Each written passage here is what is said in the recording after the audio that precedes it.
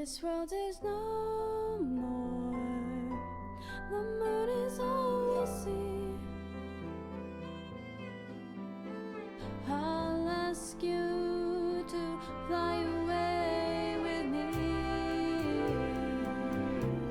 until the stars all fall down, they empty from the sky. But I don't mind if you're with me, then everything's alright.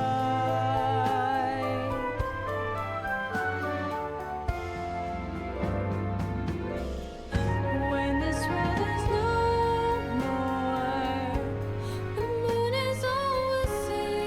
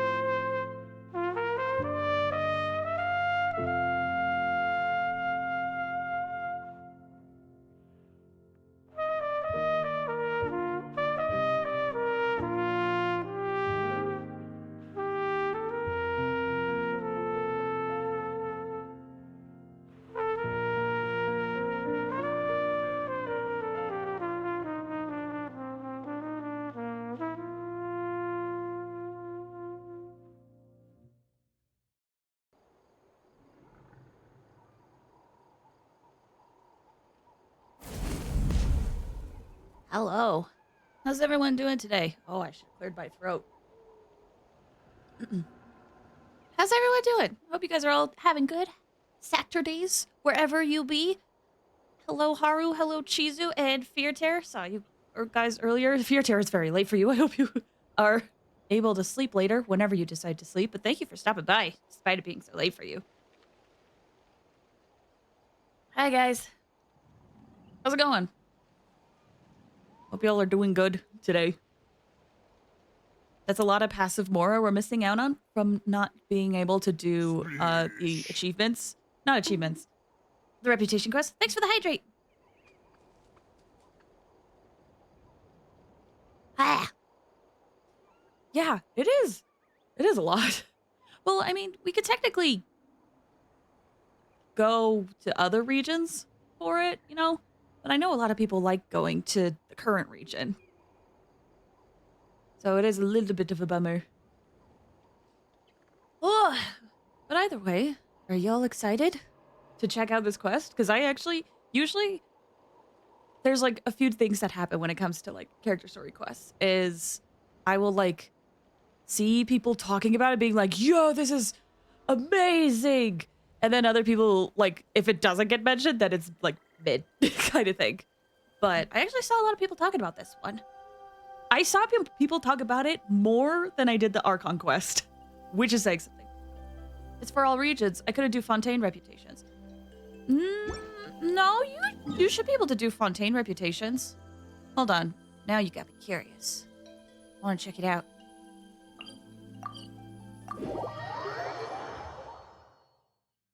Because I think you could still do it.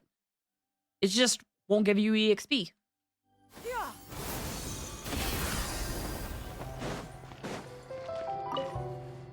But I might be misremembering, so I want to check now.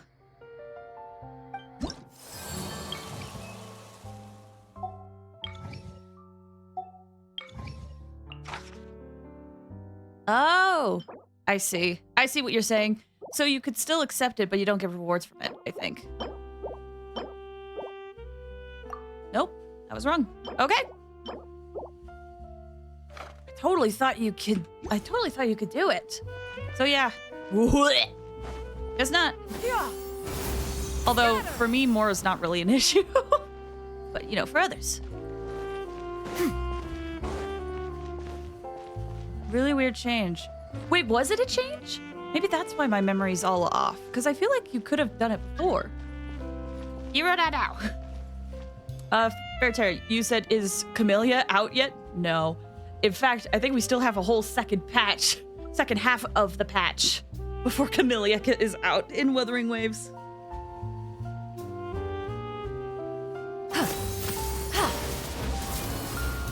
Woo! Trying to think. If there was anything to talk about. Hoyo gatekeeping artifact EXP though? Well, that's the thing. Now, with the battle pass, you can like have artifact EXP. Which has been very helpful for me. So they are giving it out more. But, you know, I know that won't be enough for others. Yeah! Skyward! Scatter! Honestly, I feel like Wuthering Waves needs to implement something for their artifact EXP or Echo EXP because, man, it feels so little. Unless I'm misunderstanding what you're saying, Chizu, I'm not sure. I'm still just barely awake. I got up like an hour ago. I'm still waking up. Either way, might as well just get started. On Xilonen's quest. Because, you know, we got a long day ahead of us. Got a long day. Where am I? There we are. We want to do Xilonen's quest and get some Echoes of Wisdom done. Pat! Happy Flaze Saturday morning. Welcome. Happy Flaze Saturday. Recap. Oh, good point. Good point. Let me remember while I talk real quick. Fairtear, you said, I hope she does laugh like a maniac, otherwise I'm going to be sad.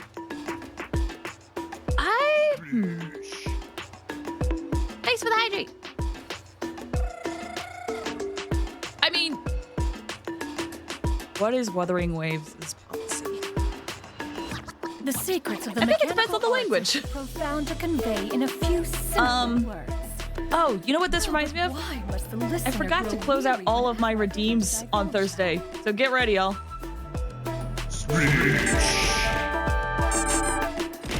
So, here's a recap of what happened during the Echoes of Wisdom stuff. Or not Echoes of Wisdom, Echoes of the Children of Echoes. Basically, we ran into this little girl. We ran into this little girl who was kind of upset about something. And then later, we ran into this one woman who is If you trying to are get something presently made unoccupied, for her daughter. Perhaps we could stop a while at And her once daughter is abode very for some sick, repose and we conversation. can't, we aren't able to see her yet. But I believe we were told to go find Xilonen to get a delivery. Am I remembering right? It's been a while. It's been like a month. Drink some coffee to wake up. I do not like coffee. Yeah! Skyward! What? Is there any other important detail? Pretty much? Okay. It's been several days now. Wonder if Plasoli has finished making the Blaze Gem inscription. Since Nashka's birthday is around the corner, let's go to the tribe and buy some things, and then pay the family a visit. Wrong way. I have to go up here. Yeah! Skyward! Hello, Xilonen. What's up? Xilonen, good thing you're here. I'm wondering if I can... Oh, the shelf on the left, second row down, first X on the right. That one's yours. And the garden hoe belongs to Ignal, and the hammer is Pakal's, so make sure you take the one that's yours. I haven't even said why I'm here. But looks like you're about to head out for a break. Yes, but I am going to take it right here. The temperature is just perfect today. Really? But doesn't it feel a lot hotter than usual? I really don't want to stay out in this heat. Exactly. In hot weather like this, customers don't tend to stick around and talk when they're coming to place orders or pick up the goods. This is an interesting way to take a break. I thought that she was like super stressed. But I guess she's not. I see. Oh, here comes another customer. I'll just leave you to it then, and pick up my axe. Is that Christina V? That sounds like Benedict Singh show. Sure, sounds good to me. Hey, Xilonen! What? Oh, Traveler, Paimon! We meet again. Oh, you two seem to be in good spirits. I genuinely was not expecting Paimon to be like under the table like that. How's your Pilgrim's Chronicle been? Run into any issues? Nah, everything's fine. Oh, good. It was also my first time receiving a Pilgrim's Chronicle. Even though I've already turned it over to you, there are still a lot of things that could go wrong, so I wasn't sure if there'd be any issues. Huh? So, what are the chances that something might still go wrong? Well, less than the chances of Mualani accidentally falling off a spirit way, I'd say. Oh, well, that definitely would never happen. I found the axe, Xilonen. Thanks a lot. By the way, Nitchka's birthday's coming up real soon. Are you planning to visit her? I've prepared a gift, and was just getting ready to take it to her. You're not planning on giving the kid a full set of pliers again, are you? Or, let me guess, woodworking tools? You've been giving these kinds of things as birthday gifts? And like I said too, where can I buy one? Does she like this? Yeah, that's right. Flowers will wither and toys will break, and snacks are quickly forgotten once they're eaten. But a set of durable work tools will always stay with you and get you through many sticky situations. Well, still, I won't be giving Nichka any tools this year. She wrote me a letter saying that she'd like a copy of Tequila the Brave. The book is not what you call a bestseller, but luckily, I have a few copies in my collection. They were really old editions that were published a long time ago, but they should still be readable. Children her age love fairy tales. The last time I was at Tholi's, I even brought Nechka. Huh. Wait. What did I bring her again? It must have been her favorite thing, but, why can't I remember it anymore? That's weird. Well, that's weird. Some shenanigans are going on. Some, like... What is it? Reverse Hydra in D&D? Where if something happens to someone in a town that's run by some sort of, like, reverse Hydra, I think that's the word, the monster, you forget them entirely. And you forget stuff about them. Oh, it is quite hot today. Seems you're about to pass out from the heat. Do you even remember your own name? My memory can't be this bad. It's just these last few days. I've been forgetting things for some odd reason. Well, in that case, why don't you use the Blaze Gem inscription you have as a memo to engrave some important things to remember? After all, that inscription will never wear out, and it's easy to carry. I'd say that's quite a fitting use for it.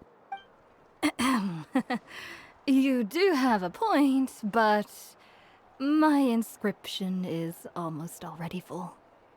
Your name is that long. Did you include all your relatives' names too? No. I engraved some wishes on my Blaze Gem inscription. You know, just some dreams that I have for the future and things I'd like to accomplish one day. Even though Tasoli has said that from an aesthetic point of view, it would be best for people to keep their inscription short, this Blaze Gem inscription was still made by a name engraver, the forger of ancient names themselves. Everyone thinks that the inscription she made might have some wondrous powers. So, many people who bought Blaze Gem inscriptions engraved their wishes and dreams on them, in hopes that they would come true. Sounds kinda like a wish granter. But if you do that, won't everyone be able to see your wishes and dreams? I was wondering the same thing. That could be a little embarrassing. Depending on what your wishes, yes. Don't worry. We usually ask Tasoli to add the inscriptions for us. She has a unique method of engraving. With her method, the light must be at a certain angle in order to see the text. Without the right angle of lighting, the Blaze Gem inscription will just look like a pretty stone. That's true. In the end, a Blaze Gem inscription is essentially just a piece of rock. It doesn't have the power to grant people's wishes. Making wishes to it is like shouting into an echoing valley. The only one who will answer is yourself. But using it as a journal for your wishes is also fine. Carrying them with you and taking a look from time to time can be a good source of encouragement. Well, as long as you don't suddenly change your mind and want to take your wishes back, that is. These things are extremely durable. It would take a lot of effort to change the words. And I don't think anyone would willingly part with it either. They're not cheap and very hard to get. If you ever lost it, you'd just be filled with regret. Still, it's really strange. Given Auntie's skill, how could it take so long for her to make one? Oh, well, I hope someone didn't give her an idea of making fewer and selling for more. I know just the person who would do that. Sounds like one of Shevan's schemes. Who's Shevan? I forgot. I'll just throw it out there. It's true. Chevin would totally have put that in her ear. Still, I don't think it's such a bad thing for Tasoli to make some money by selling these. At least she and little Nachka are better off now, and won't have to worry about the cost of treating her illness anymore. She's the store owner. We saved an act. Oh, okay, thank you. That's right. I was really worried about their family at first, and was even planning to send them some... Huh? What was I planning to send to Nachka again? This memory of mine. Gosh, this is me throughout my daily life. My memory's so bad, dude. I try my best. But man, sometimes my best is not good enough. Old age?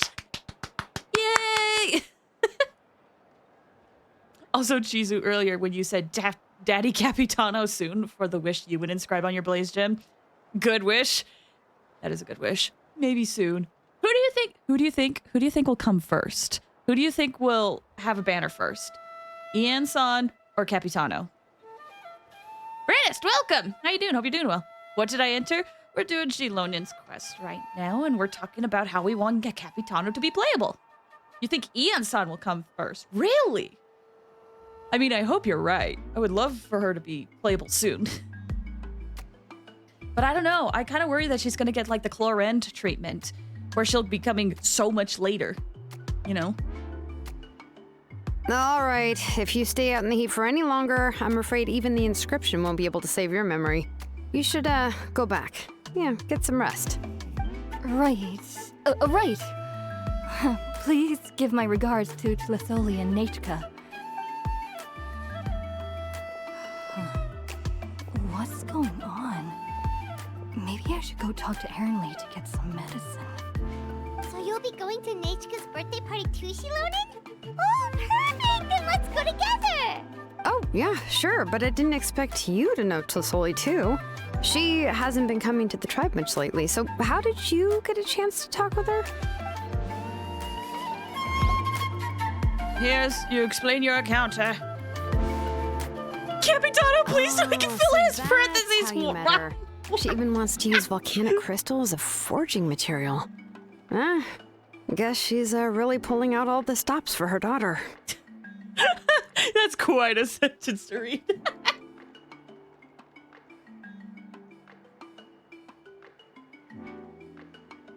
You're getting touched TN? What does that mean?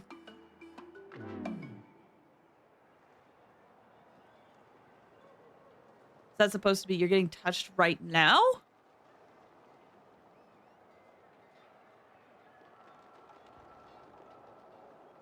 Oh, tonight. Oh. That's weird to say.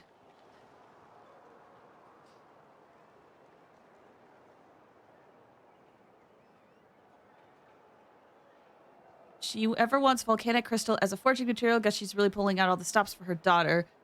We wanted to get a gift for Nichka. But if we have no idea what she might like. If it's Capitano! Ask. Come on. I want to give her the book anyway. Huh? Wait a second. Our birthday gift's supposed to be a surprise? If we ask Nachka, then she'll know what gift we'll be getting her. And that would ruin the surprise. But if you don't ask her, then how will you know what kind of present she would like? Here's another idea. Perhaps you can also give her a storybook based on what she wrote in her letter. That might be a good option. You give a storybook? Easy enough. I have loads of those in my bag. But shouldn't we give it a little more thought? If we all give her books, it might seem like we didn't put much effort into it. Xilonen, have you really never asked her what she would like the most? There must be something else she'd like besides books. Unfortunately, no. Nachka's illness has kept flaring up over the past few years. Apparently, she couldn't do anything during that time other than rest in bed. She didn't even have the strength to talk to anyone. It wasn't until recently that she started to recover from her illness and regained strength to write letters to others. Anyway, there's no need to overthink it. Worst case scenario, I can split the book into 2 volumes and we can each give her one. Whoa, what the frick? Hold on. Sorry. No one on Twitch can see this, but I just got a comment. Is this a bot? On my YouTube chat. You just kind of copy and pasted something, it looks like. I don't know if you're real or not. I'm gonna time you out.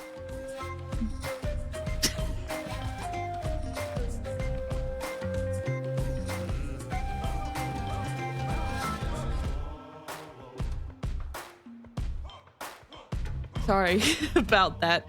Once again, just woke up, little slow. What the frick? This person just basically commented like a comment remove. We discovered that you left comments that violate community guidelines. And it's like their first message in the chat. I'm like, what the frick? What's happening? Get out of here. No,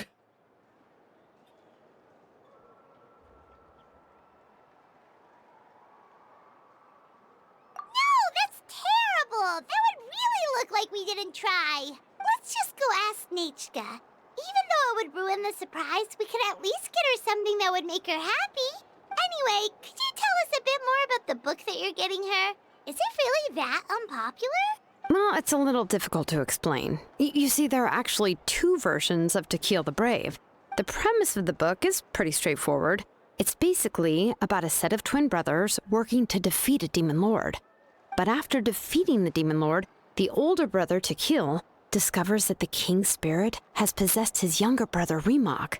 In the ending of the original story, the older brother kills his younger brother to defeat the demon lord, before jumping into a volcano. Whoa, look at this art! Whoa! Flaze hiding her dark YouTube past? Yes, for some reason, some user named Evan was able to figure out my dark YouTube past. All right, let me read this. This tale comes from the desolate, distant past. In those days, the mountainous teeth were still barred like blades against man and beast, thirsting for the souls of the feeble-minded, human and non-human alike. People knew that the god of the mountains loved them not, and was to be given a wide berth. Yet they were forced to seek shelter in caravans from storms screaming through the wilds, all to pass one long night after the next. Caverns, not caravans, excuse me. Like the mountains, extracted payment from these vagrants. Countless were the tribes who lost kin to the ways through which they stumbled blind. Valiant Tequil and his kind brother Remok were born into one such tribe. With the honor of their birth, a long troubling night reigned inside and outside the caves. And though the campfires around the tribespeople sat flickered, none were comforted by the light. People thought, this fire shall soon go out, and once it does, we too shall be finished. How long will this night last? I'm cold and hungry too. Let's hurry up then. Quickly, let me walk into the night. Better than this torment. Oh, you poor children. Poor children. She's actually reading it. You underestimate how much I enjoy lore. Like I've said before, I wouldn't call myself a lore enthusiast where I know everything at the back of my hand, but I do read. Best moments on YouTube. Hi, welcome. How you doing? Hope you're doing well. Egg! I just saw your post. Hi, how you doing? I hope you're doing well. Yeah, Tequila and Remok did not announce themselves with sorrowful cries as the other children did. Instead, Tequila stared into the cavern depths. The minions of the cavern did their best, but his gaze swept over them, keen as a sharp stone spur. He's seen us, our sharp claws and long teeth, but he is not afraid. The wicked creatures whispered amongst themselves anxiously, involuntarily retracted their appendages. Lily, welcome! How you doing? I hope you're doing well. Okay, worried about my bestie? Oh no! I hope things will go okay. Remok, for his part, waved his hands and laughed, and his laughter was like petals tumbling in a stream. I do see how long it is, so I'm going to try to read it a little bit quicker, though. Only then the day burned through the flame wavered, and never ceased to burn. And another wave hit his hands. Remok patted the firewood next to him. Feed the flame. Feed the flame. The elderly chief, thus reminded by the newborn boy, shouted his word aloud, repelling the fear that had been about to swallow the tribe whole. People stood and fueled the fire, and they drew their obsidian blades, casting their eyes into the cavern depths just as Tequil had. Tequil. The beasts of the cavern were filled with rage and hate. But they knew that these people would not loosen their grip on the weapons, nor their eyes be shut. Terror had fled, and so a death was forced to retreat. Only when the sun rose did the brothers close their eyes, falling asleep in their mother's bosom. Thus did the tribespeople depart the cave, having lived another day. These people who had rejected fear would live countless days more. Oh my god, I can't believe my eyes. Phoebe, thank you so much for the follow. I appreciate it. Thank you. Hope you're doing well. Lily, I'll give you a silly nickname. I'll refer to you as Flame. Okay. You said they should be fine just working, and it stresses them out a lot. It's very fair. Very fair. I can relate. A lot of stuff's going on at work for me. The defeat of her evil underlings caught the eye of the master Kotlikyu. For this lord of demons, who claimed to be the mother of the underworld and mistress of 10,000 times 10,000 caves, whose fangs were rocky stalactites, whose tongue was every blast of wet frigid wind, and who, upon awakening, could only be satiated by devouring 10,000 living souls. Tequil and Remok were the first humans to slip her grass. Shamefaced, this Earth Mother waved her hand, lashing evil beasts cowering the sidewalk with them. Go, redeem your humiliating failure. Capture those dim-witted mortals and fill my stomach. But having seen their fears vanquished, the people remembered well the methods of scattering those terrors time after time.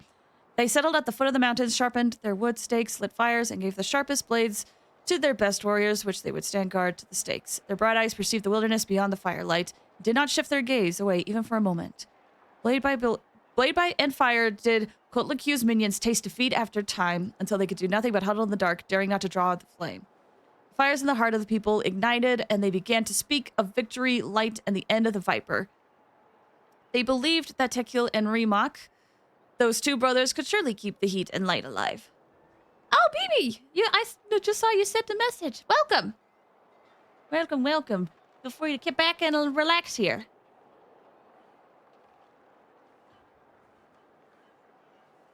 Tekil and Rimak thought the same, so they sharpened their spears and blades, preparing to dive the demon lord of that evil serpent to her doom. But the Earth Mother, who hated this tribe, did not relent. She took sludge from the deepest part of the caves and pitched it into a snake. Then she plucked out her eye, sending it into the serpent's eye socket. Ew! Ew! It was a child who caused you to witness the fire, and so let me go and swallow his eyes. One evening, when the sun had just set, night's veil was slowly covering the sky, and stars had yet to be granting their light. The serpent bit and slew a rabbit beyond the tribe's bounds and burrowed into its skin, lying flat on the ground. Rimak, returning from gathering herbs, came upon this rabbit, and seeing its wound, the kind child put his torch down without hesitation.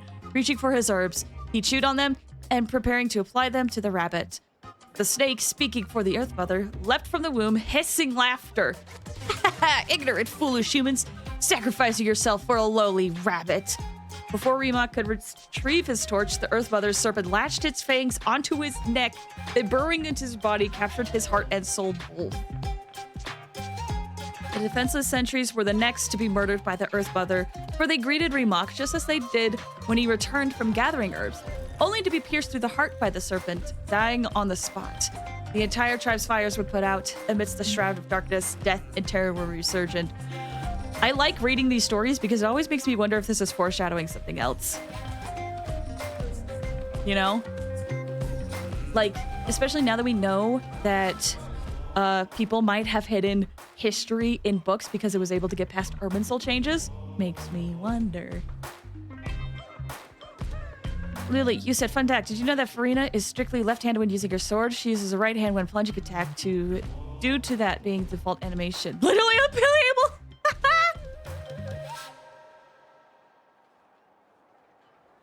Poison, behold, you arrogant fools, kneel as you should in the dust. The sound of a rock being struck cut her off. For Tekil, who had been sharpening his obsidian blade, used it to create sparks that sent his tent alight. He raised his blade, charged forward, letting fly his blade at the Earth Mother's messenger. Blazing edge cleaved the poison serpent, molded from soil with ease. But as Tekil was about to follow through, he saw his brother's eyes and the blood staining his brother's hand. That instant was all the time that Winded Viper needed to escape. Yet night fully charred, it was still, and the Earth's Mother's eye reduced almost to ashes. The tribe was destroyed and never heard from again. Was there a chance it would dare defy from her? And never again was there a chance. Thus did the Earth Mother comfort herself as she retreated into the darkness.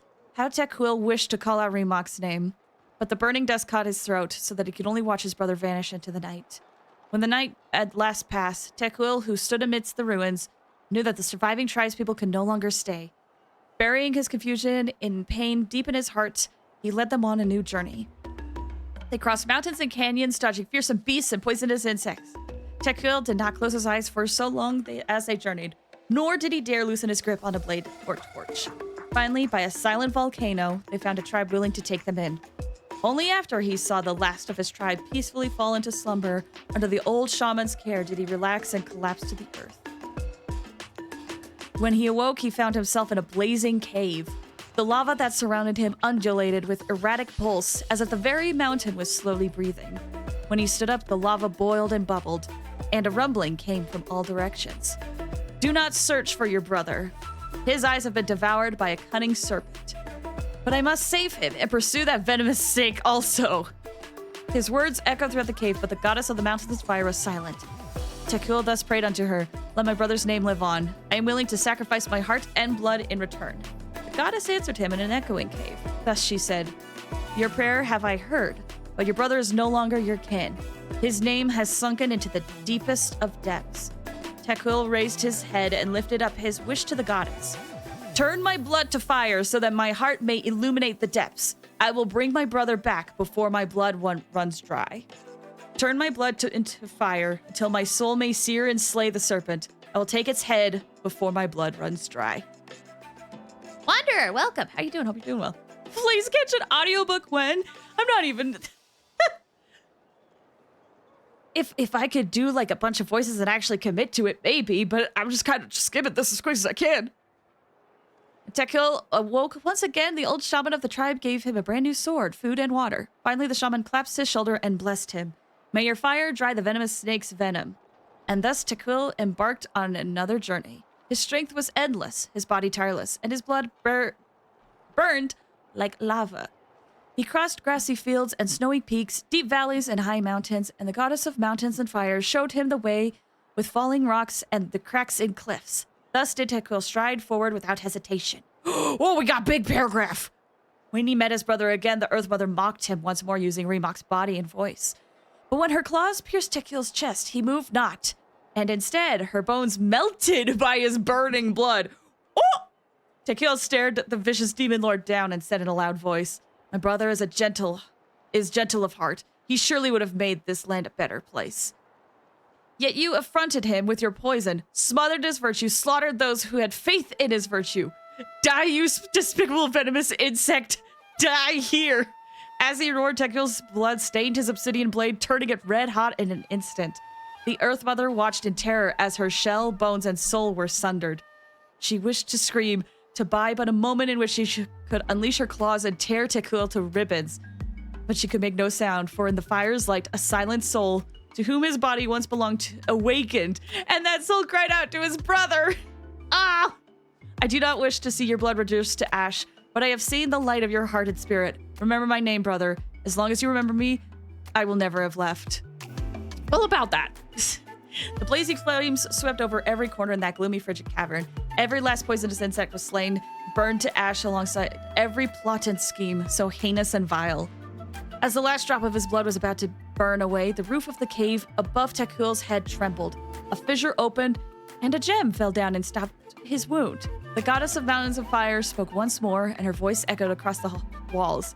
You yet have one drop of blood. Return to your tribe, for it is your brother's wish, and I will see you fulfilled. One night, the old shaman who had waited day after day beyond the tribe's bounds stood to welcome the returning Tekil. But Tekil refused the water, the food, and the cheers. Instead, he simply said, "The venomous snake is slain, and I am victorious, but I shall soon depart along with my brother." He took the gem from his chest, placed it upon a torch, and walked up to the silent volcano. I have but one drop of blood yet, but it was not left for me, but rather for justice and fairness, for the good and the brave. Use it and light a fire, a flame that shall never be extinguished. Having said that, the valiant Tekil leaped into the dead volcano. The earth was shaken by his heart and blood, and the volcano's own heart resumed beating. The blazing lava once more began to flow. The volcano lives, as does the bravery of all the tribes. Thank you for coming to the reading. I would listen to Genshin audiobooks if you were reading them. Nice voice and chill vibes. Well, thank you. I'm very self-conscious about my voice. Now recap. Xilonen did. Basically, man, two brothers, living life. There was this one evil serpent that was like, frick life, I'm hungry. And decided to kill them all, but things weren't going well. And they're like, you know what? I'm going to do some sabotage. And so they stuck it to a rabbit and then found someone who would come by and help the rabbit and said, "Ha-ha, foolish fool." And then they took over the guy, and then they're like, now I will wreak havoc with this guy. And it happened to be the brother of the other guy, Tekil. And then, so Tekil made his mission. He's like, I'm going to save my brother. And did all this stuff, saved his brother, and then was like, okay, I saved my brother. Use this gem I got him as a reward, because life sucks without him. And then threw himself into a volcano. You can trust our word. Your voice is very demure, very mindful. Egg, you said, isn't there a giant snake in Inazuma? Yes, that's Orobashi. Though Orobashi has a different lore that you can read in the forbidden book you find in Economia. I remember there was one line that was super popular at the time.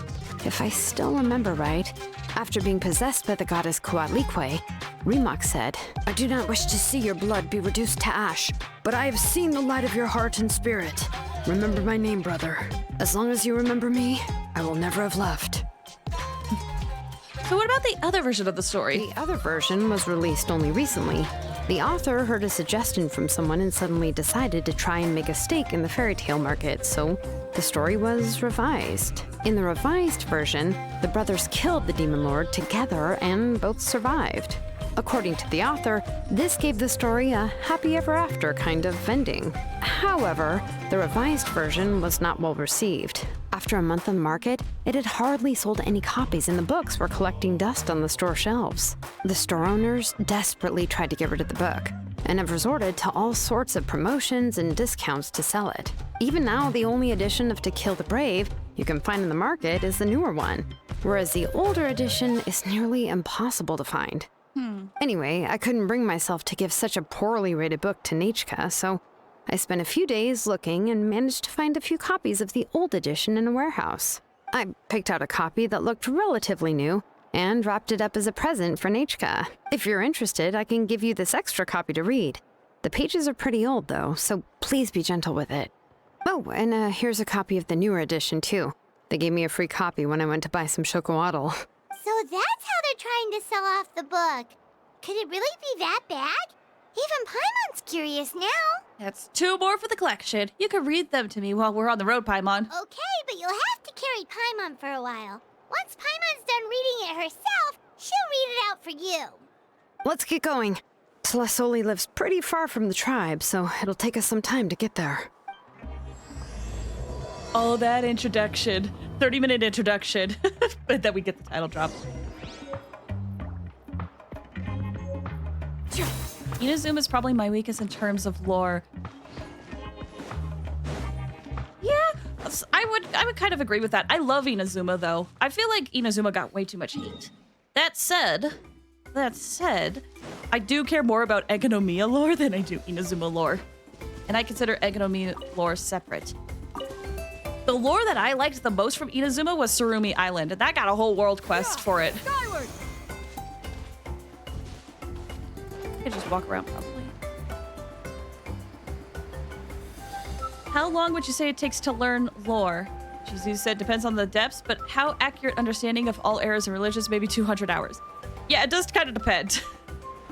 I have a very surface level of lore, but if you want to do the deep dive, it's gonna take a long time. Fontaine lore, I know the back of my hand. I would say Sumeru for me? Go on now, Yengu. Nechka is still resting. Hey,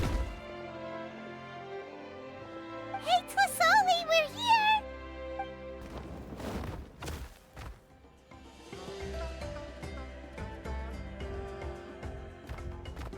Oh, what a surprise.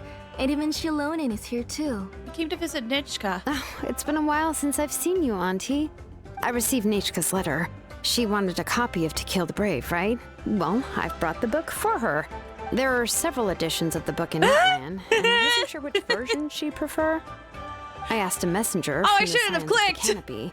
It seems this softcover edition is one of the most popular options, so I brought it for Nechka. You haven't changed a bit, Xilonen. Let's go inside. I was just boiling some chocolatl, so you can all try some. Xilonen used to love drinking chocolatl. When she was little, she would always have several cups every time she came to visit me. You were already a big girl by the time I finally had my Nechka. Alright, for now let's... Oh, Auntie, let's go inside. Traveler, please help me get her into the house. Okay, sure thing. Oh, Paimon will help too! Be good, Yengu, and don't get in the way. All right, let's get indoors. Watch your step, Auntie. Lily, you said Inazuma still feels new whenever I join co-op, and Genshin is what asks when I join. I get called an ancient being. I'm curious, when did you join? Did you take a break? Because if memory serves, I think you said you're in Inazuma? Or am I getting that mixed up with someone else?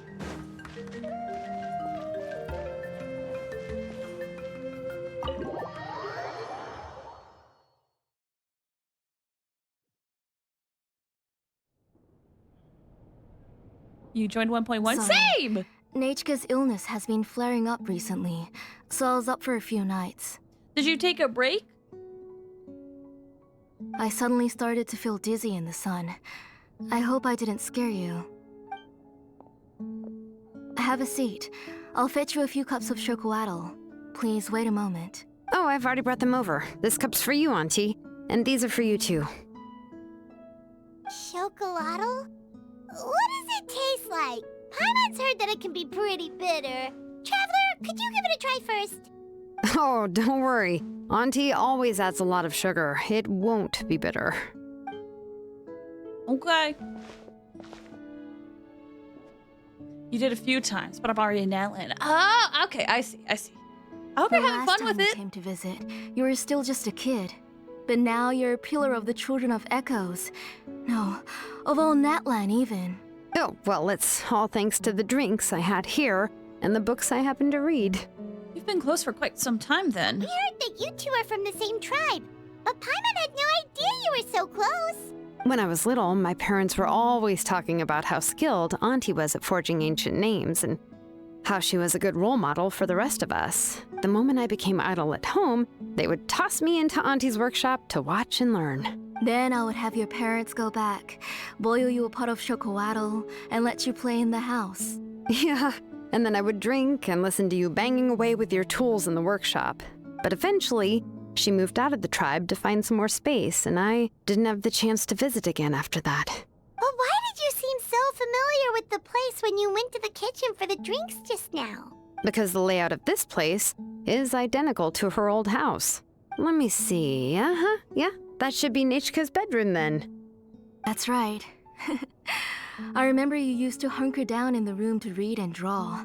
But you're all grown up now. Even if you wanted to live here, I'm afraid you've already outgrown Nechka's bed. You two seem like family. Xilonen seems like an older sister to Nechka. That's how Nechka sees Xilonen too. Whenever she's feeling better, she always asks me when her pen pal sister will be coming to visit. Well, yeah, I'm here now, and even brought a gift as an apology. I'll leave the book here. You said Nechka asked you for the book? I hope it wasn't too much trouble to get. Really, I'm surprised that she even asked you for a present. When she's at home, she'd even ask me for permission to eat some snacks. Maybe I've been too strict with her. She's obviously starting to like her big sister more than her own mother. Oh, really? Well, I'd say I really haven't done enough to deserve the title of Big Sister. Yeah, I wasn't able to help her when she was sick, and I didn't even come and visit her that many times. Well, the only thing I have been able to do is to help her find some books. Don't be too hard on yourself, Xilonen. You have great responsibilities as the name engraver of the tribe. We both know you are far too busy to take care of her. The responsibilities on your shoulders also became far heavier when I gave up on my work. You just had more important things to tend to, Auntie. No one in the tribe blames you. We all know that Nechka needs her mother's care. But that doesn't change the fact that I gave up on my work. And even now, I still have not found the courage to pick up my hammer again. I'm sorry to leave you to shoulder all the responsibilities alone, Xilonen. Oh. Whoa, why so somber all of a sudden? Don't be so sad, everyone. Hasn't Nechka gotten better lately? Oh, relax, Auntie. I can handle the work. But once Nechka is back on her feet, you should get back to work and let me have a vacation. You'll be the one who's busy then, and I'll be sitting at the side drinking chocolatl and cheering you on. If that day really comes, you can have as much chocolatl as you like. So, how did Nechka get so sick? Is her condition really that serious? If you asked me before, I wouldn't have even been able to talk about it. But now that she is gradually recovering, I've also gained some courage to face what happened back then. Nechka's illness actually originates from the Abyss. I was wondering. That night, I was in the tribe, having a discussion over the forging of new ancient names. Before we could finish our discussion, the alarm started to ring outside. A horde of monsters from the abyss suddenly attacked the tribe, so everyone banded together to fight them off. I joined the fray as well, and it wasn't until the monsters were repelled that I got back home with some guards from the tribe. But Nechka was gone. I can't remember how long I spent searching for her. Maybe for 2 or 3 days. In the end, we found Nechka at the bottom of a short cliff.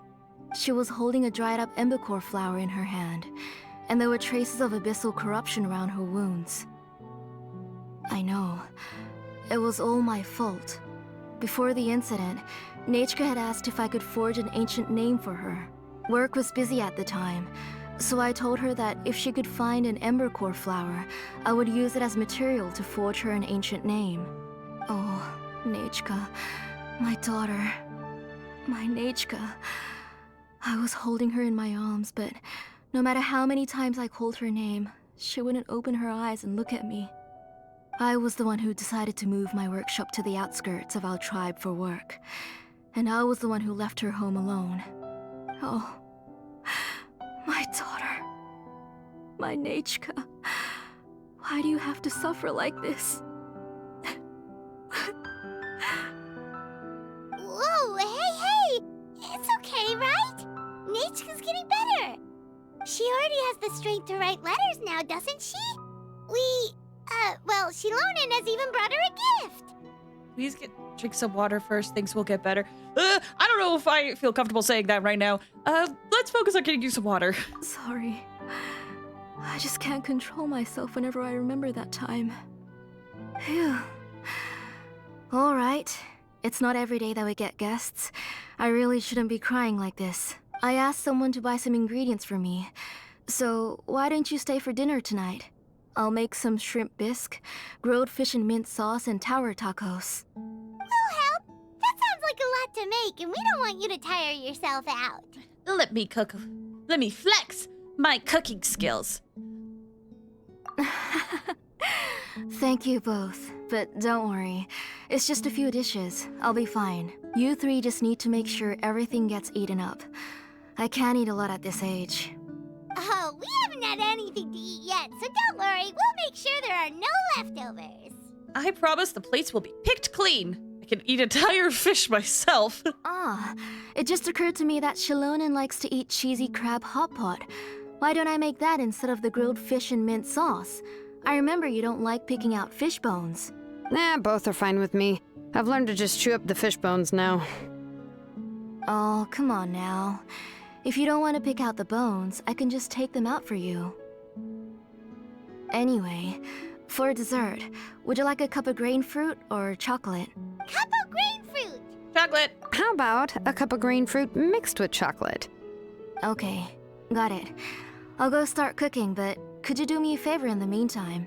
I ordered a bunch of ingredients, and they should be here any minute now. Would you go check by the door and see if they were already here? If so, please bring them in. Ingredients. Okay. Come on, Xilonen. Stop lying around.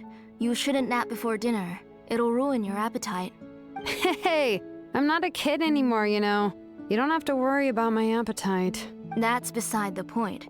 If you don't watch out for your health while you're still young, then when you get older, you'll... All right. I'm getting up. Do We'll go check on the ingredients wait, with do the thing Xilonen. return? I hope I said that It right. shouldn't take us long. Thanks for stopping by. How you doing? Hope you're doing well.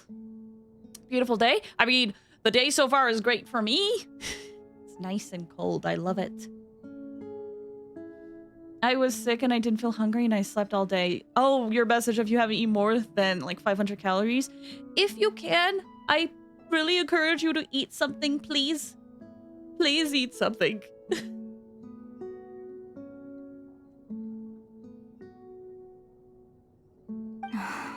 That kid.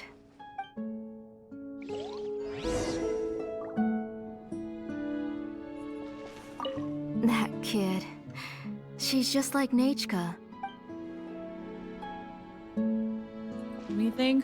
One of the more common suggestions, but Dom. Dom? Is that Dome? so sorry. I'm trying my best. My brain is not working this morning. Damn it. Neon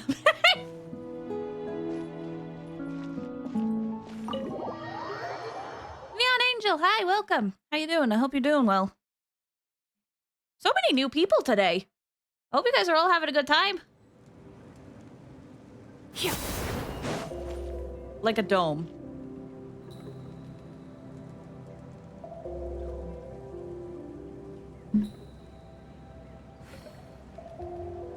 Okay. Yeah, it's one of those days. That's the way. Okay, okay. Perfect. Thank you. Oh my god, I can't believe my eyes. Rexo, thank you so much for the follow. I appreciate it. Thank you. I just had a piece of tiramisu. Oh, good. I'm glad you were able to eat something. Neon, you started the Archon quest. I hope you like it. Technically, the quest we're doing right now happens after Act 4. So, I don't know if it'll spoil stuff, but... Please do, smart! Ooh, try my best.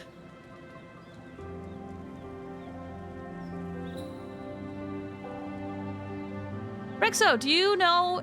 Wait, do you... If I should give Mualani weapon to Ryo or Nuvolette?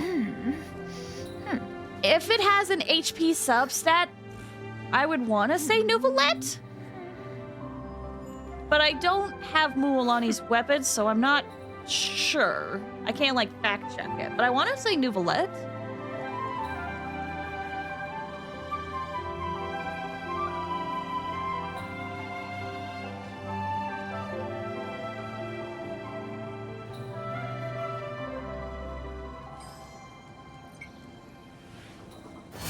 Sure, Riley has better options like Atlas. Yeah, I feel like Risley would benefit from another weapon.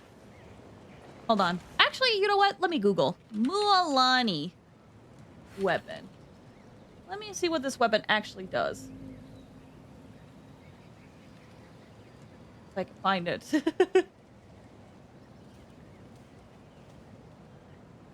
Oh, it has crit damage. Hold on.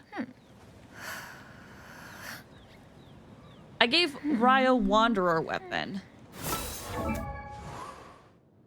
Wanderer, come here.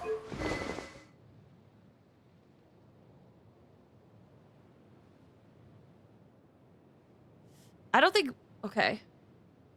Honestly, it's a terrible weapon for both. I was gonna say, looking at Mualani's description...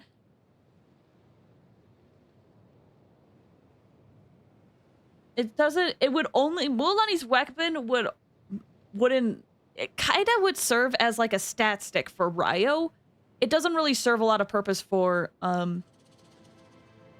Nuvolette other than the HP increase and the crit damage. Because like all the other parts of its skill, it doesn't really work with Nuvolette's build at all. But then if you give it on Ryo, the HP just basically means nothing for him. And then you can't even utilize the Vaporize reaction. Their free FTPs are much better. That's what I would say. You're better of like crafting a weapon for one of them instead of using the 5-star.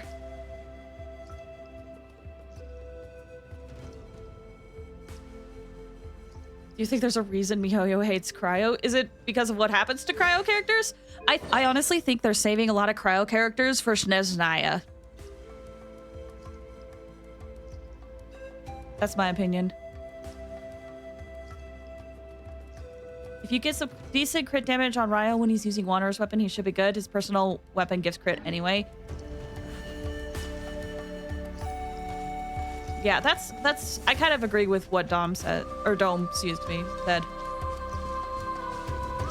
I'm not sure why people aren't happy with Cryo. It's doing fine. I think it's actually doing pretty good. I think the reason why they're limiting Cryo is because it can be such a broken element.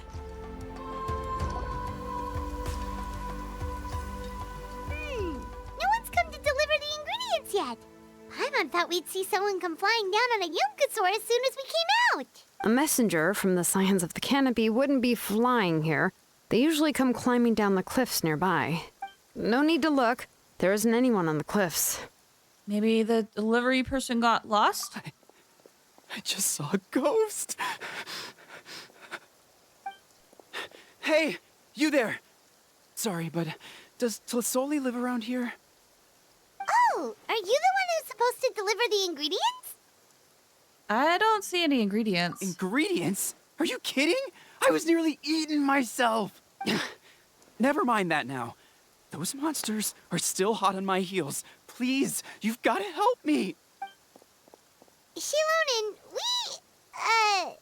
where'd she go? Whoa, she's already gone up to fight the monsters? Let's go help her out. Oh, I do not have a good Xilonen team.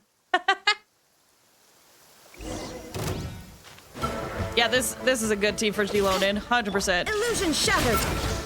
This is my friendship team, dude. Clear the area! Stray clouds converge! Any team is a good Xilonen team. But that's the thing, not a Dendro team. One with the force.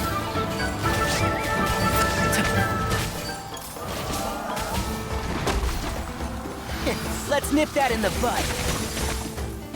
There is no escape. All right, that should be it for the monsters.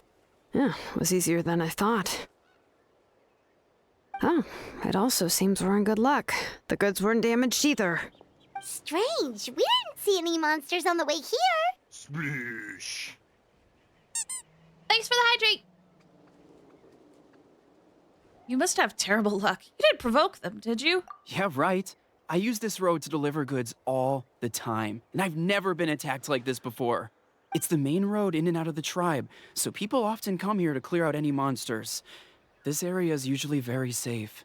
I don't know what happened, but it seems like all the monsters around here have gone berserk. Even the docile Tepetlosaurs are in a frenzy. Tlisoli doesn't even forge ancient names anymore, so why can't she just move back to the tribe? If she comes back, Nachka will even be able to find some playmates. She's so young and hasn't even, Nachka's playmates. No, wait, I feel like my kids have played with her before. They've even told me about Nachka's favorite game. If I remember right, it was strange. Ooh, always something's weird with remembered before. Nashka. Everyone's forgetting stuff with her. She's How got can I forget all of a sudden? Was it? Wait, is this? Okay, I could be misremembering. No spoilers, please. But I wonder if this is...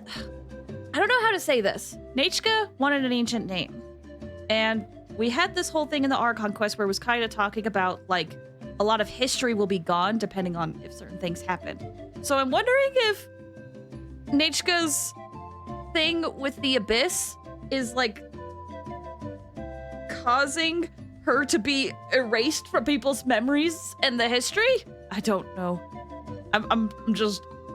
I don't know if I'm making sense. That's my current theory. No spoilers, please. Look at that. He has a Blaze Gem inscription too. Or maybe it's these things! Maybe it's these things that are causing it. Seems there's quite a market for those inscriptions. You should go back to the tribe. It seems like you had quite the scare today. We'll take the ingredients back for you. I'll carry these bags, and you two can carry the rest. Ermin's will kind of think, yeah, something like that. All right, sure thing. If you say so. Thank you so much. I guess today's just a really bad day for me to go outside. That's so weird. Why is everyone we run into today having trouble remembering stuff? They're all carrying Blaze Gem inscriptions. Heimat's not sure how to say it, but she's got a strange feeling about this. Like it's all somehow related.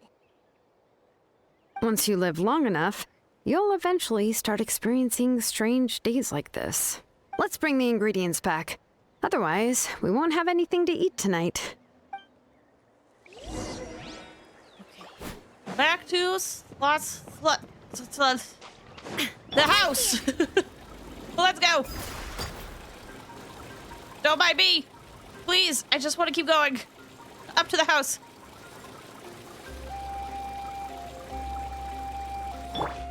Yeah.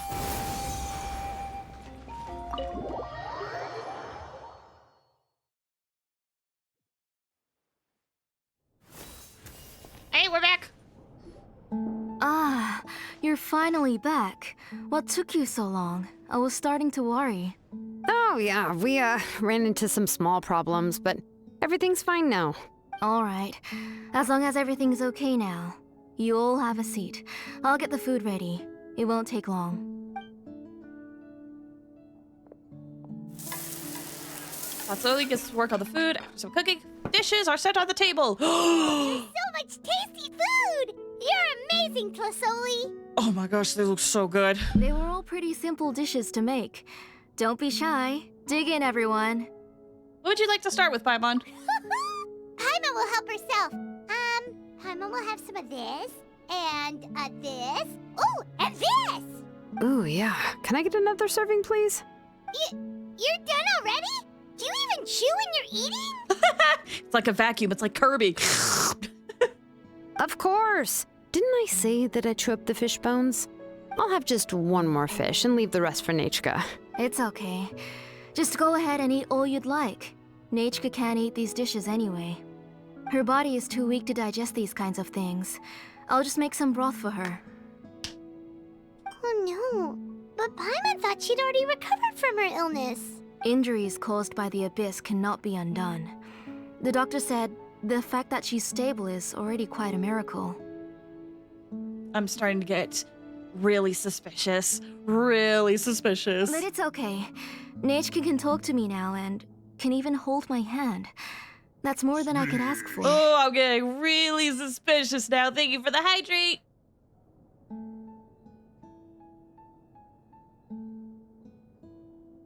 Even if she will never again know that I am her mother. What do you mean? The doctor said the abyss has had an irreversible effect on Nechka's soul. She's lost all her memories from before she was injured.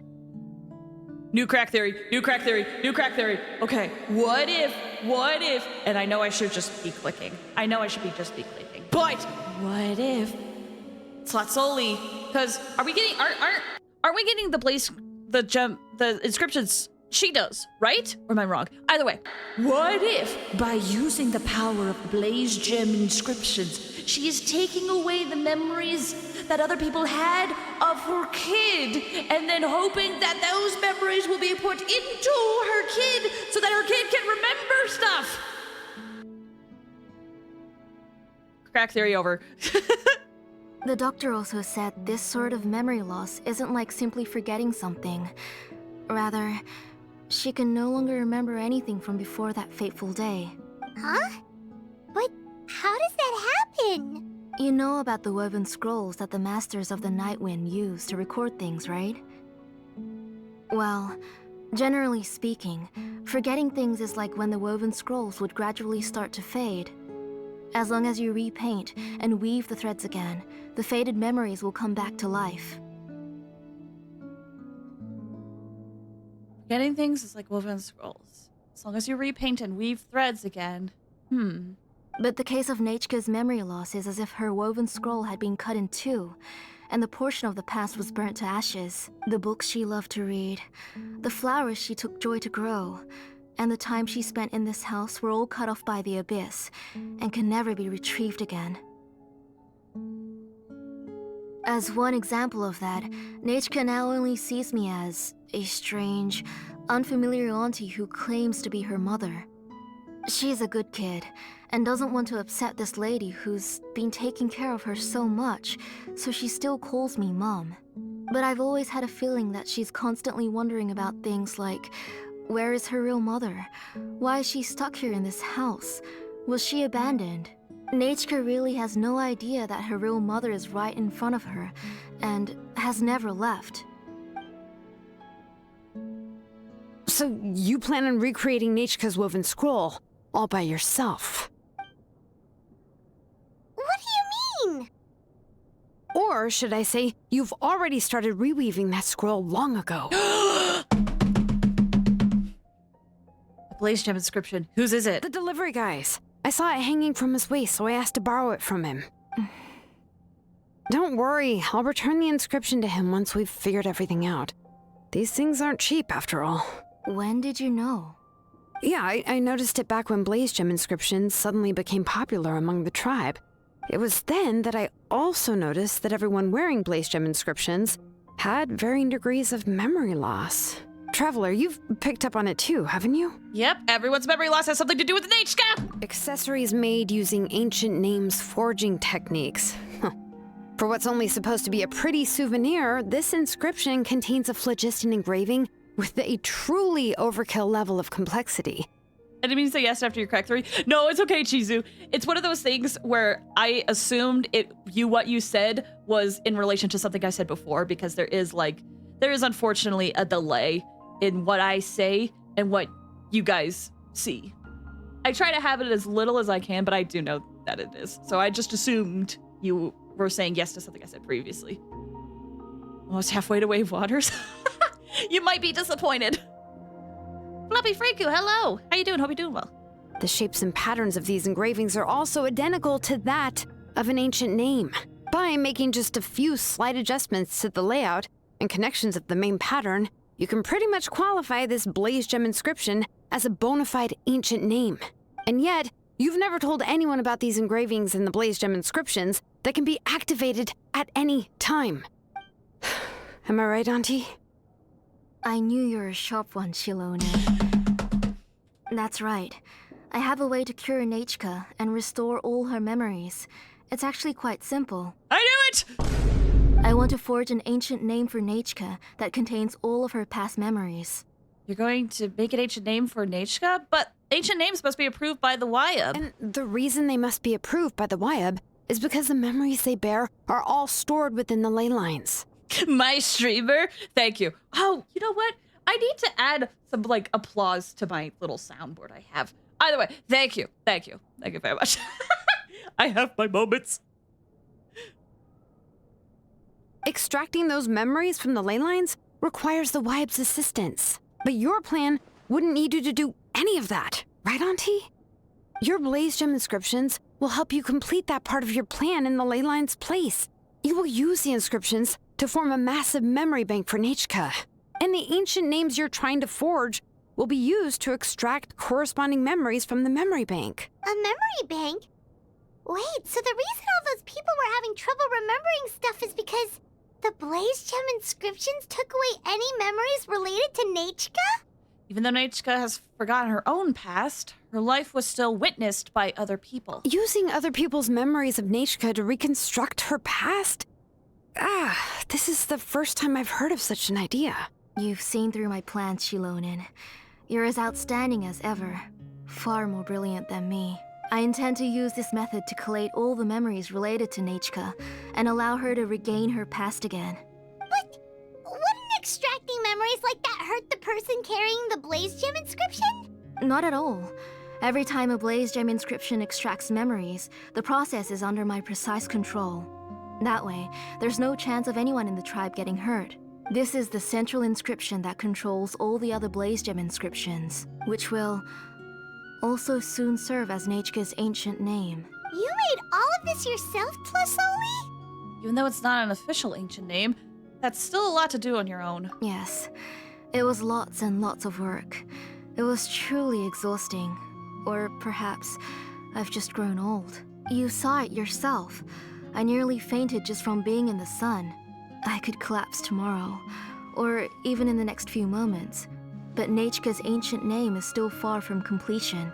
I've solved the issue of storing memories, but I still don't know how to connect Nechka up to this central inscription. I've thought you just modify your own ancient name. I considered it, but this matter doesn't have anything to do with my ancient name. It's of no help to me, and I don't need its help now. You know the price to pay for making something like this. Yes, I do. But as long as I can get my Nechka back, I'm willing to do whatever it takes. Otherwise, Nechka won't have any chance of reclaiming her past once I'm dead and gone. She won't remember me, and she won't even remember why her name is Nechka.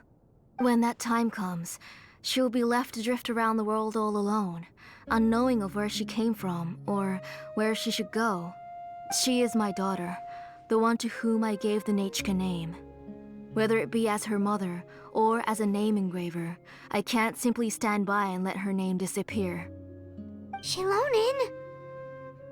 Let her think about this. Let her decide what to do. I'll take the central inscription with me. I'm going to completely disassemble it to confirm its components and uses, and I won't make any promises until I've checked everything. Say goodnight to Nechka for me, Auntie. Oh, wait. I've also finished the inscriptions for the Traveler in Paimon. Let me fetch them for you. I don't know if I want it anymore. I'm sorry it took me so long to finish them. Hold on, Auntie. The Traveler and Paimon have never met Nechka before, so you can't draw any memories from them. That wasn't my intention. They're just ordinary gifts.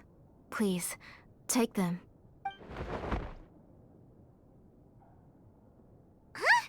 What was that noise? Nechka must have woken up and wants to get out of bed on her own.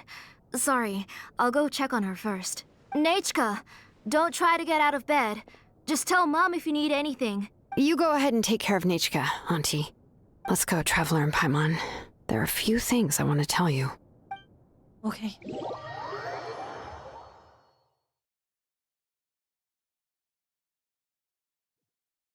Let's head back to the tribe first. There are some things I need to get from my workshop. Disassembling the central inscription? It's not going to be easy. Okay, back we go. I don't know if I trust this anymore. Like, she says, like, oh, they're just gifts. But after hiding such a big thing, I don't know if I, like, trust her that much anymore.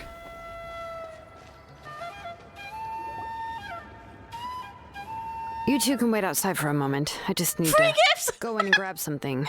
The workshop is a little messy, so unfortunately, I won't be able to show you around. But I want to have a look. A mess is what I like best. Oh, yeah, that's not really what I mean. It's not the mess that's really the problem. It's just that the workshop is cluttered with way too much stuff. Books, files, and even ancient texts I got from the Masters of the Nightwind. Everything's piled up to the ceiling. You probably won't know where to step once you're inside. Kachina suffered quite an unfortunate series of events the last time she went inside. Well, I suppose it was my fault for being so focused on searching for information at the time that I forgot to lock the door. After entering the workshop, she was shocked to find herself face to face with a massive woven scroll from the Masters of the Nightwind, and then she turned around and knocked over a huge stack of forging blueprints. She tried to step out of the way, but tripped on a poster tube that was behind her, and then boom! The forging blueprints came crashing down right onto her head. Oh, poor baby. Oh no! Was Kachina okay? She's lucky I noticed in time. I found Kachina in a daze and managed to save her before an entire set of the history of the Children of Echoes was about to bury her. I then dragged her up to the second floor. Ever since then, Kachina always waits outside the door and doesn't dare take a step in whenever she comes to see me. Chizu, worse than the pilgrimage? Are there really that many books inside? I thought a workshop was supposed to be full of tools. Yeah, you're an artisan and craftswoman after all. We thought there would be weapons and armor hanging all over the place. But it seems more like a library than a workshop. Well, my primary work is forging ancient names, which is much trickier than making swords and tools. Aside from the necessary craftsmanship, I also need to consult many ancient texts. You probably already know that each ancient name represents a certain spirit, behind which are countless related stories to support it. In other words, the essence of an ancient name is the physical manifestation of a certain spiritual will.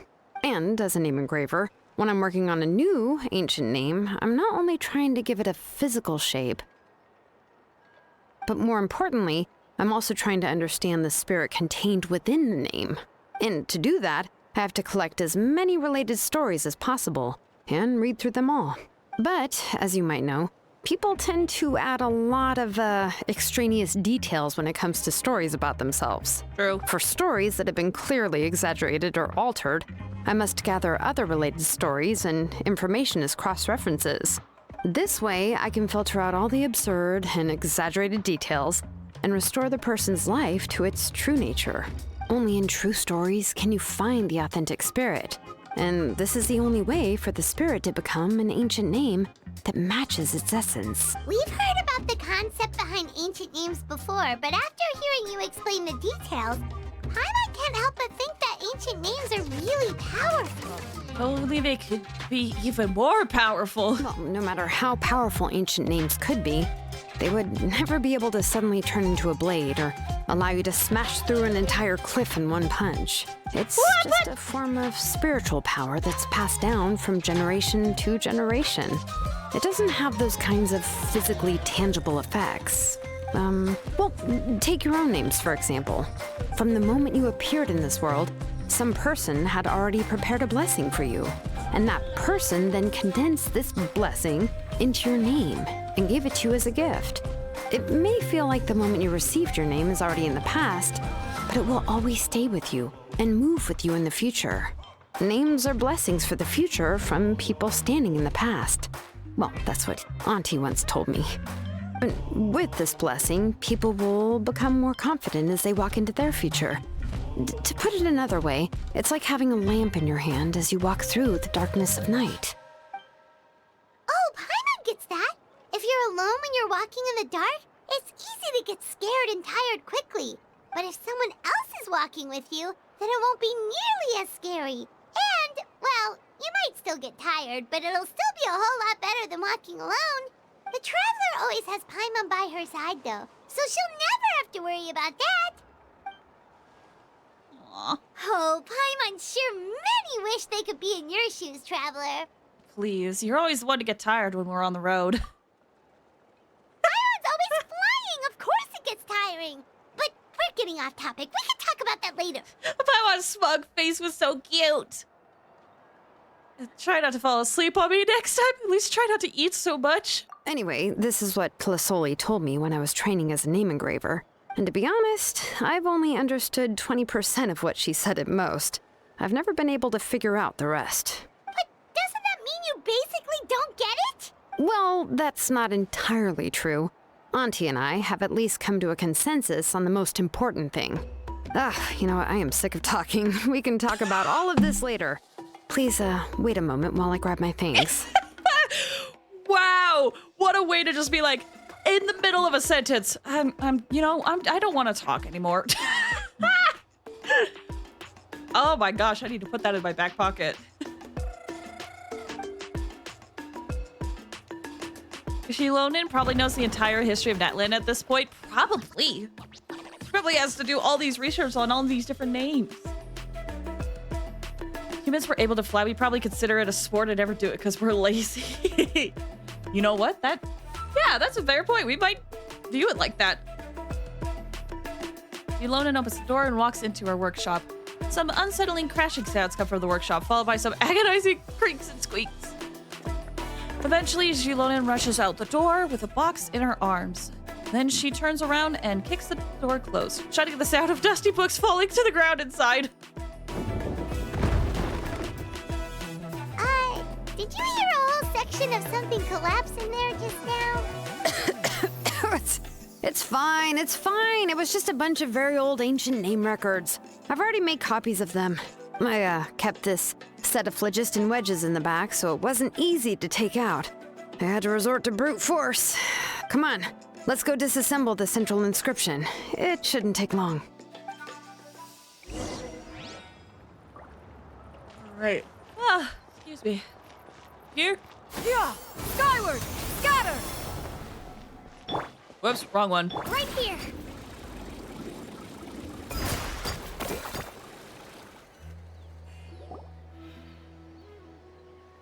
Here we are. This is the place. This cliff is pretty high. What are we going to do here? Are we going to climb to the very top and then throw this inscription down the cliff? We're disassembling it, not destroying it, Paimon. I'm sure Xilonen knows what she's doing. I'm going to use phlogiston to make an engraving circle on the cliff wall. That will allow me to investigate the internals of the central inscription. Now let me see if this thing can even turn on. I was still an apprentice last time I used it. Before we attempt to engrave the inside pattern of an ancient name with phlogiston, we always use this to draw out the engraving diagram on a cliff or open ground. Only after we've confirmed that phlogiston can flow properly through the internal engravings, can we start formally working on the small internal engravings of the ancient name. Oh, thanks for the redeem. Time to straighten, everybody. Ah! Ah! Woo! That felt good. Thank you.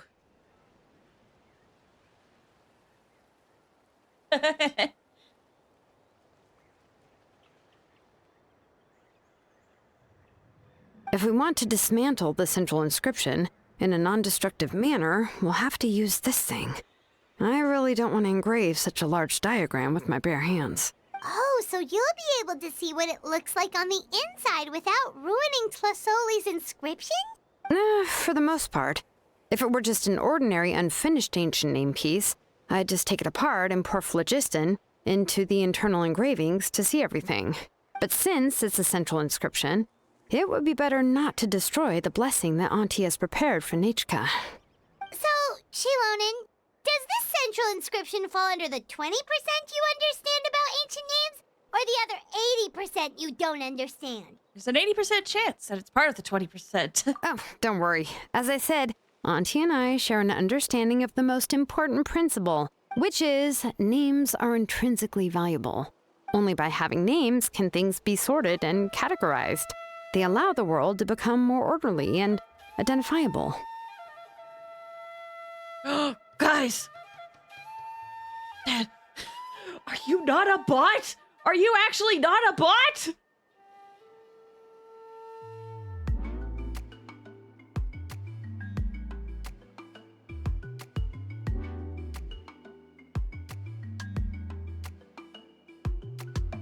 Who? Okay.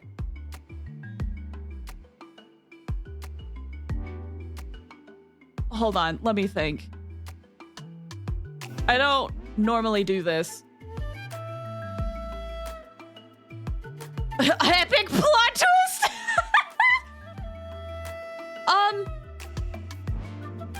Sir and/or madam and/or person, you give me weird vibes, so I'm gonna just ban you.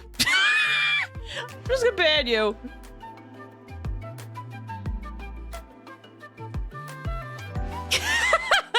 So, what happened was, okay, I'm gonna just ban this person. Earlier, what happened is this person came in on my YouTube chat and posted a thing that said comments removed. We discovered comments you've left may violate community guidelines. It looked like a copy paste. Okay? And then I timed them out and I was like, okay, they seem like a bot. I'm just gonna time them out. Then they came back after the timeout. They came back after the timeout and they said community guidelines, F's all, I'm Toontown rewritten on now. And I'm just sitting there like, what sort of ancient ritual are you telling me? I'm so confused. You're weird.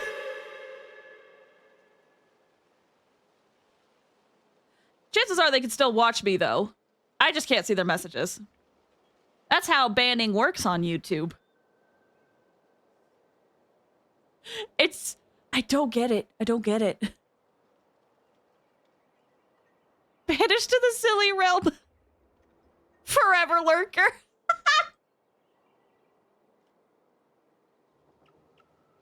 Nothing like a good old public execution to start the morning.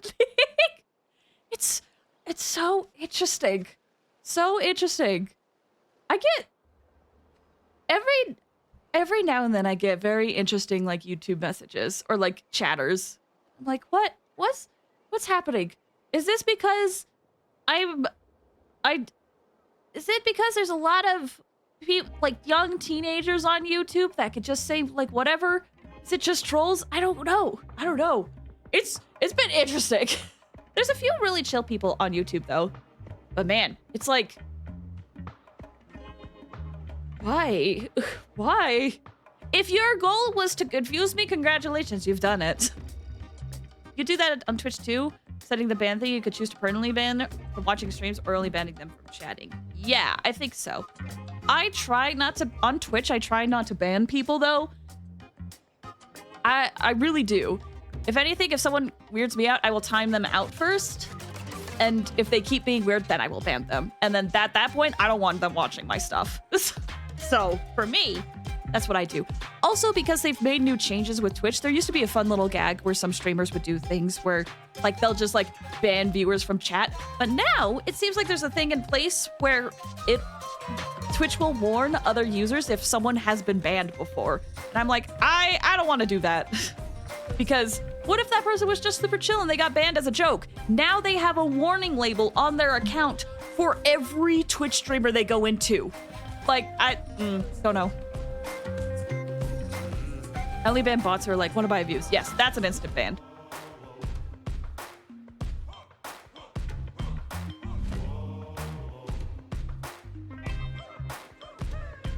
For example, when I order ore, I would usually say I need volcanic crystals of about 35% purity and no more than 3% of impurities.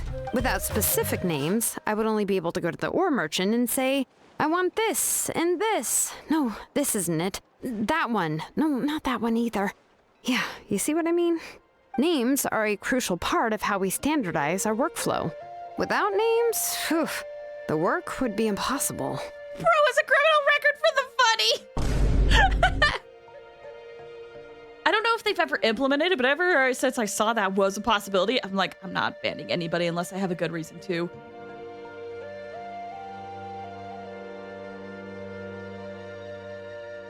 Did they forget to filter the S's? Oh, the de-esser? That's been a thing, like, all throughout Genshin. Sometimes it's good, sometimes it's bad. I mentioned it before when we were in the Archon quest. People noticed it, especially with Xilonen, but I mentioned, like, no, this has happened with other characters. And Xilonen was one of them. Candace is another. Like, it unfortunately just happened. But it was, like, particularly bad with Xilonen. So you're talking about it from a technical perspective? Yes, because forging ancient names is first and foremost a technical job. There's no debating that.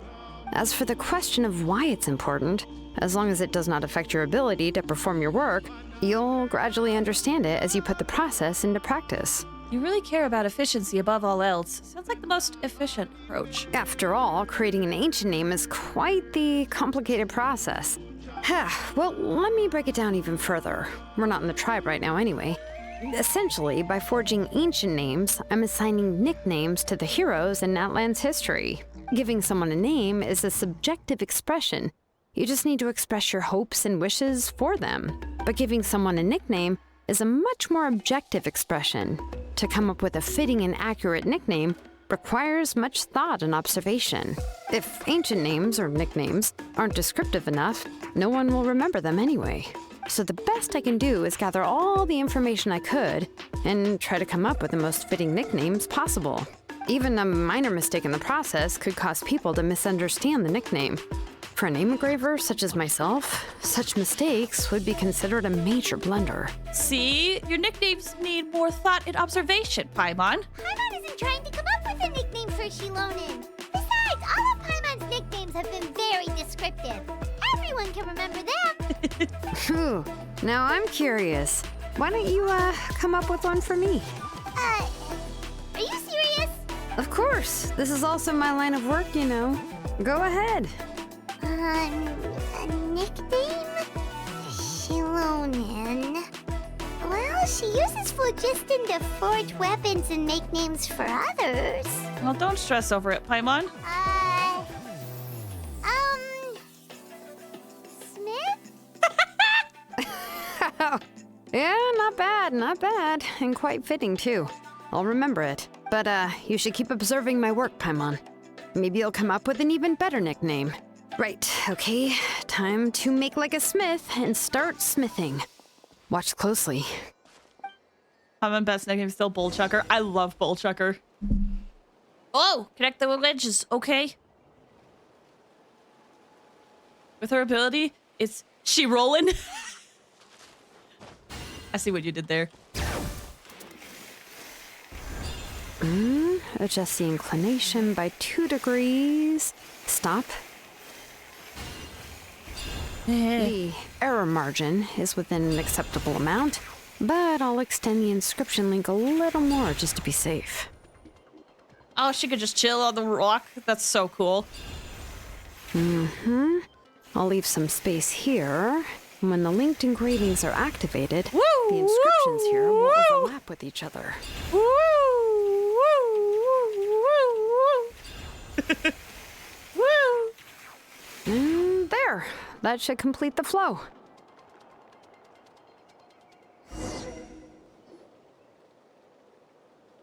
Amazing, Xilonen! You were running all over that cliff as if it was flat ground! Is that the power of the Children of Echoes? Oh no, it doesn't have anything to do with my tribe. It's just the phlogiston adhesive I have on my shoes. But after all that running around, I'll have to infuse them with more phlogiston again. Huh. I should prepare a spare supply of phlogiston to bring with me next time. Don't tell me you're actually already covered head to toe in work equipment. More or less, yeah. I usually have at least the key equipment on hand. I can show them to you when we next find the time, but let's get to work first. Xilonen feet? What the frick? Let me see.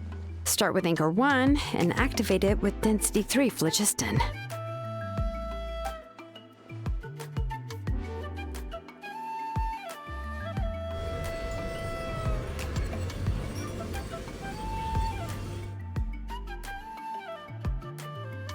Whoa!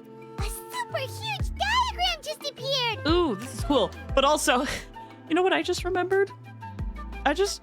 They started chattering. Place chat. You know what I just remembered? This is so sad. This is actually sad. You know what I just remembered? The other day, I was browsing, and I saw someone make a post of like, this is what it's like to be a woman in content creation. And apparently this girl had uploaded a video, but decided to censor her feet because she didn't really want like weird people, you know, talking about her body. And then she got all these comments that were basically like, why'd you censor your feet? Why don't you censor this? How come you had censored your feet? You know what we really want to see? We want to see your butt. Why don't you show your butt? It's like, oh my gosh. She didn't want weird comments, and now she got even weirder comments.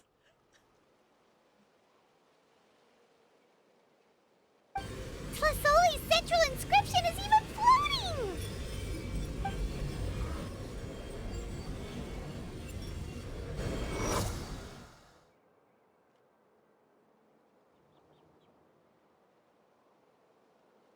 After some time, the blessed phlogiston cease, and the central inspection returns to Xilonen's hands. So are you done checking the inscription, Xilonen? How does it look? I didn't find any anomalies in the phlogiston engraving. All the adjustments are indeed based on ancient name engraving techniques. So you're saying that everything's normal. So that means... That means we can help Plasoli and Nechka now, right? Well, probably, but I have good news and bad news.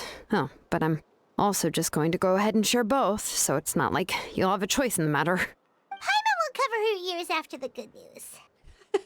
That's not what you should do, Paimon. Well, even if you cover your ears, the issue will still continue to exist. But, you know, before we get to that, I want to ask the Traveler a question. What are your thoughts on absorbing memories? It's necessary to save... no, I don't think it's right. I knew you felt the same way, and that'll save me some initial explanation. I've never been very good at that anyway.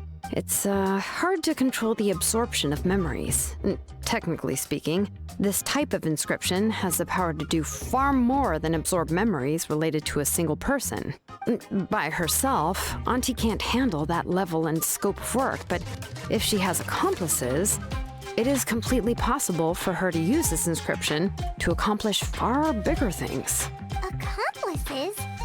You make it sound like she's committing a crime! Well, here's the good news. Yes, this Blaze Gem inscription would be the perfect tool to commit crimes, but we haven't found any accomplices or signs that she intends to put it to such uses.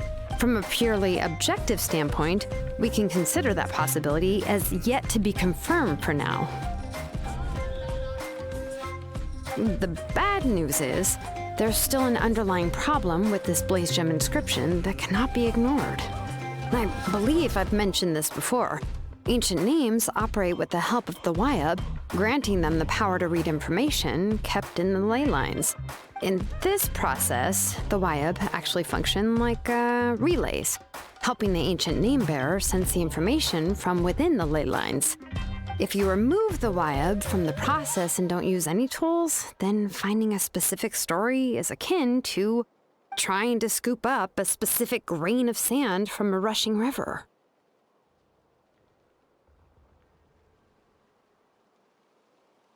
So, before you're even able to retrieve the sand, you would most likely drown. Yeah, exactly.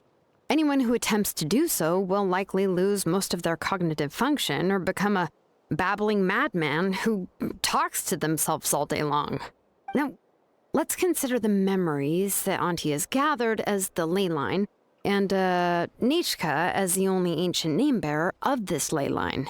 There's no way Auntie would let Nechka plunge into the river of memories without any tools. She'd only be overwhelmed by the surge of memories. And considering that Nechka has forgotten all of her past, she'll be unable to work on her own to accurately find the correct past. Only Aunt Plisoli can help her filter the correct memories of her past. So, if my hypothesis is correct, Auntie is actually planning on turning herself into Nechka's Wyab to help her extract the corresponding memories in the different situations she may face. In an ideal world, this would be perfectly fine, as long as every extracted memory is correct. Nechka would essentially be getting her past back. And I also believe that there won't be any mistakes in everything that Auntie remembers about Nechka. But Auntie is not a Wyab. Her body won't be able to handle the load for long. Hold on, let me reread really quick. Interesting chat. I mean, it's a fair discussion, I would say, that we're talking about. Like, that's the thing with, like, women on the internet is if they present them as themselves, they're going to get sexualized. With a VTuber, as Lily pointed out, they can focus on the VTuber, not necessarily themselves. But this in of itself creates a parasocial relationship as well.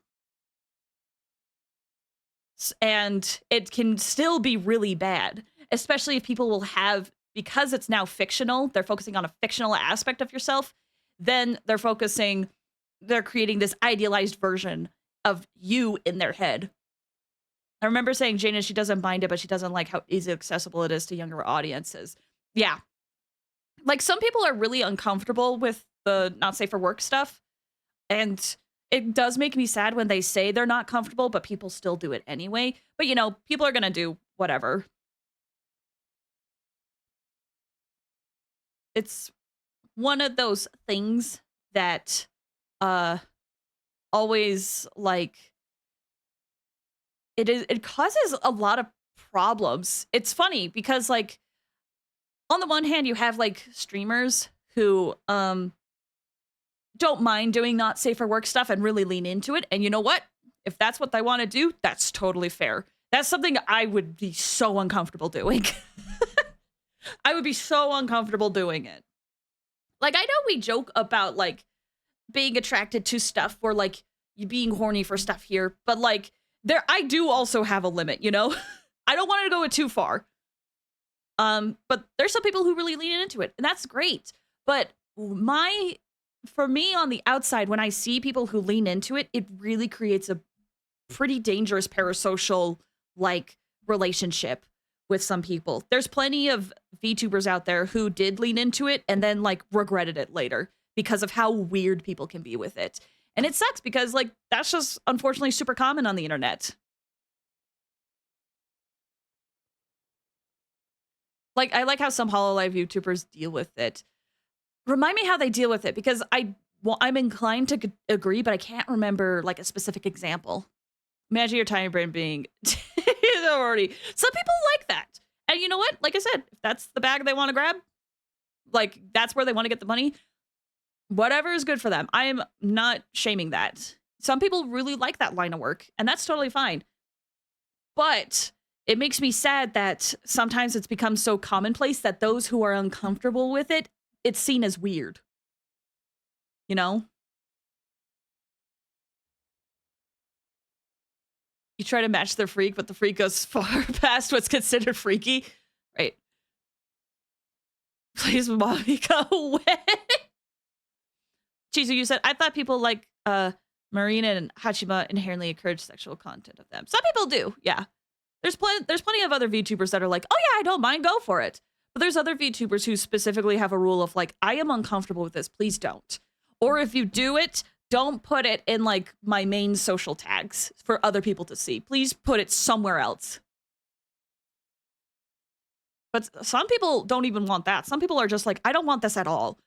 Like, I think there was one creator I follow that was like, I am very uncomfortable with any not safe for work stuff because I have family that knows about me and could find this. Please don't do it.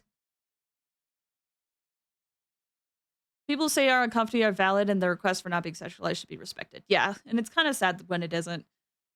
But again, that's why this whole conversation, I think, is a good thing to have, because there's this weird thing on the internet where, like, people will, like with the girl that I mentioned that uploaded the video and, you know, she censored her feet, got all these weird comments. It's weird that sometimes it becomes so commonplace. And, like, not just with women, there's a weird thing that happens with male VTubers too in specific spaces as well, where they get coddled a lot. I'm not sure if that's the right word, but it gets treated a lot like idol culture, and it can be interesting. Most Hololive members don't acknowledge it, though, I believe. Yeah, I think so. Ian Hololive is different, though. I think it depends on the streamer, right? Especially if it's a larger channel, a lot of people won't respect it because there's so many of them. Exactly. Strength in numbers and all that. That said, at the end of the day, point is, respect people's boundaries and privacy. If they're okay with it, totally fine. But if they aren't, that should be respected, you know? All right, let me reread this. Consider memories Auntie has gathered. There's no way Auntie would let large memories without any tools. Overwhelmed by search memories. Correct paths slot slowly. Help her filter it. Says my hypothesis correct. If my hypothesis, Auntie's planning on turning herself into a Y-up to help her extract the corresponding memories. In an ideal world, this would be fine. As long as memories extracted, Nechika would be essentially getting her pass back. Auntie is not a Y-up. Her body wouldn't be able to handle it. Okay. So at any moment, she might just... But how can we solve this problem? No matter how we try, Tlasoli will... She's already made up her mind. She's ready to pay the price. Names are blessings for the future from people standing in the past. I've also made up my mind. Come on, let's go see Auntie. I have never simped for an actual streamer, only fictional women. I mean, here's the thing. When it comes to streaming and stuff, parasocial relationships are just gonna happen, right? Like, there's already gonna be a parasocial dynamic between me and you guys, no matter what. But it's learning how to, like, curb that and learning the limits of that is important. Because there's streamers I have been parasocial to, but I always have to remind myself, like, they don't know anything about me. They literally know nothing about me. I am just a name on screen. So, but it can be really difficult. For me, if someone made stuff for me, I'd probably be surprised and find it cool. Here's, I don't know, like, people don't respect, being gay, which is annoying. Yeah. Like, in my case, I think people are free to do whatever they want, but when it comes to, like, not safe for work stuff, I would rather not see it, personally. That would make me feel very uncomfortable.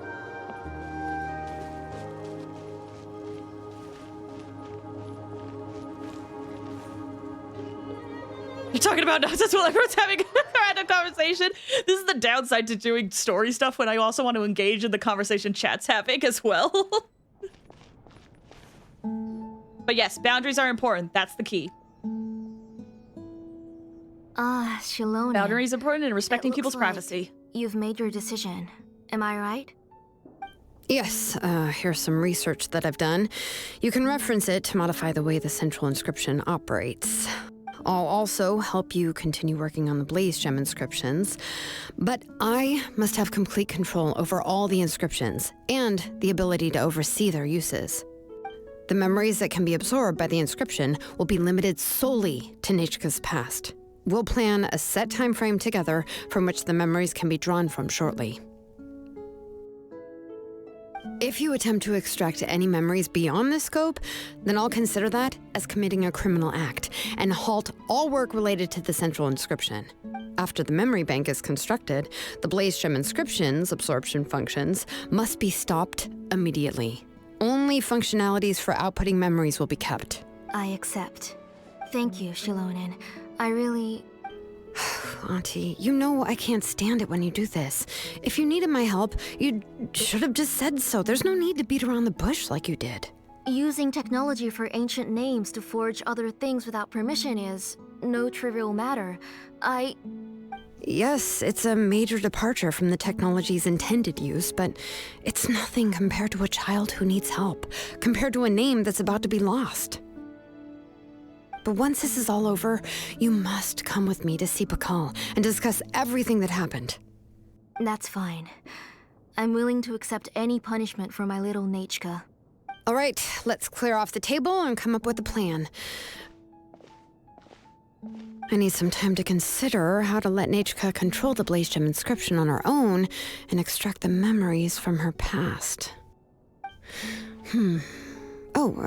By the way, did you give the book to Nechka? How could I just hand her a birthday present that you specially brought for her? I've picked out a box and packaged it up. Wait till her birthday and then bring it to her. It'll be a nice surprise. No, it's just an old book. There's no need to...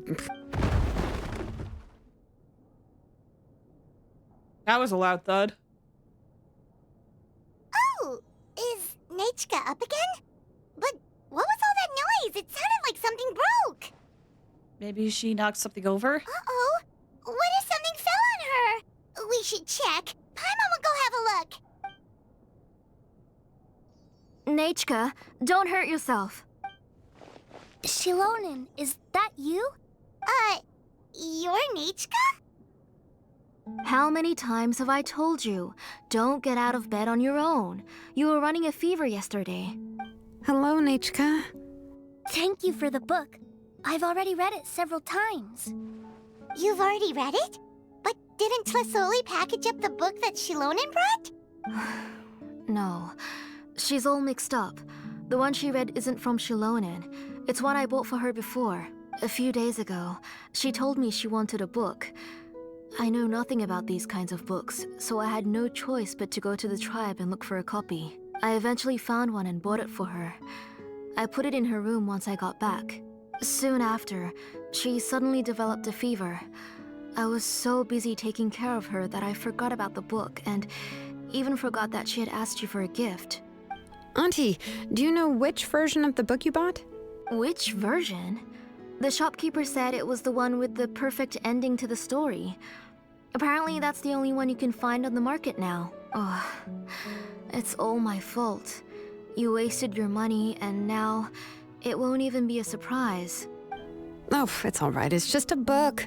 As long as Nechka enjoys it, that's what matters. Oh, right. Nechka probably doesn't know us. You're Paimon and Miss Traveler.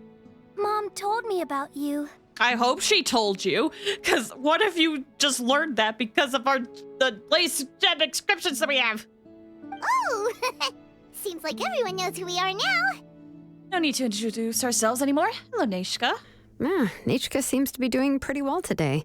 Since she's been stuck indoors for the last few days, why don't we take her out for a walk?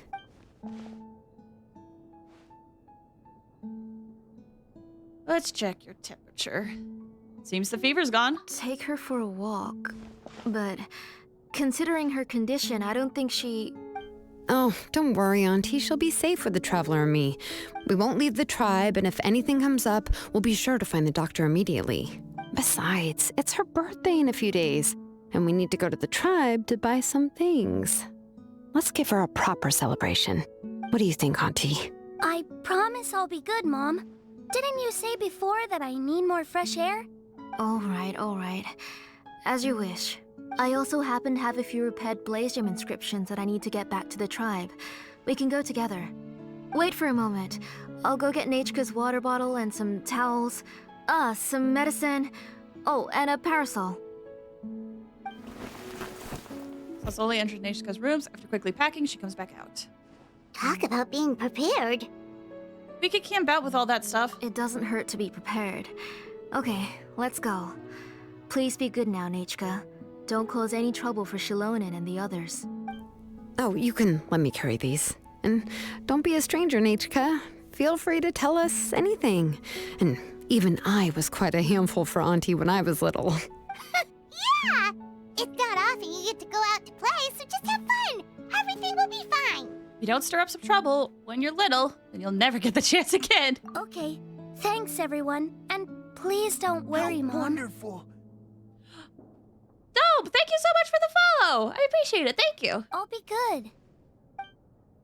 Let's go look for Iknal. I've had her Blaze Gem inscription for a while now, and I'll finally return it to her today. Ugh. I feel so weird giving stuff knowing what they're actually doing. It's so uncomfortable. This all makes sense. Like, I get the importance of trying to keep a kid alive, but this feels wrong. Yeah, skyward! Tosoli, what brings you to the tribe today? Oh, and Nechka too. Oh, she seems to be doing much better now. She's even out and about. I'm sure it won't be long before she'll be playing with Janelle and the others. I hope so. Here, Iknal. This is your inscription. I've finished repairing it. Oh, thank you for bringing it back for me. Oh, by the way, I came across a piece of good quality ore a while ago. I was thinking of using it to make some pretty jewelry for little Nechka. I remember that Nechka would become so happy every time she saw a shiny ring. Right, Nechka? I'm sure she'd love that. Thank you. My pleasure. Give me a moment. I'll bring the ore. Oh, I can make the jewelry for her. What kind would you like, Nechka? I would like... Something shaped like an embercore flower would be nice.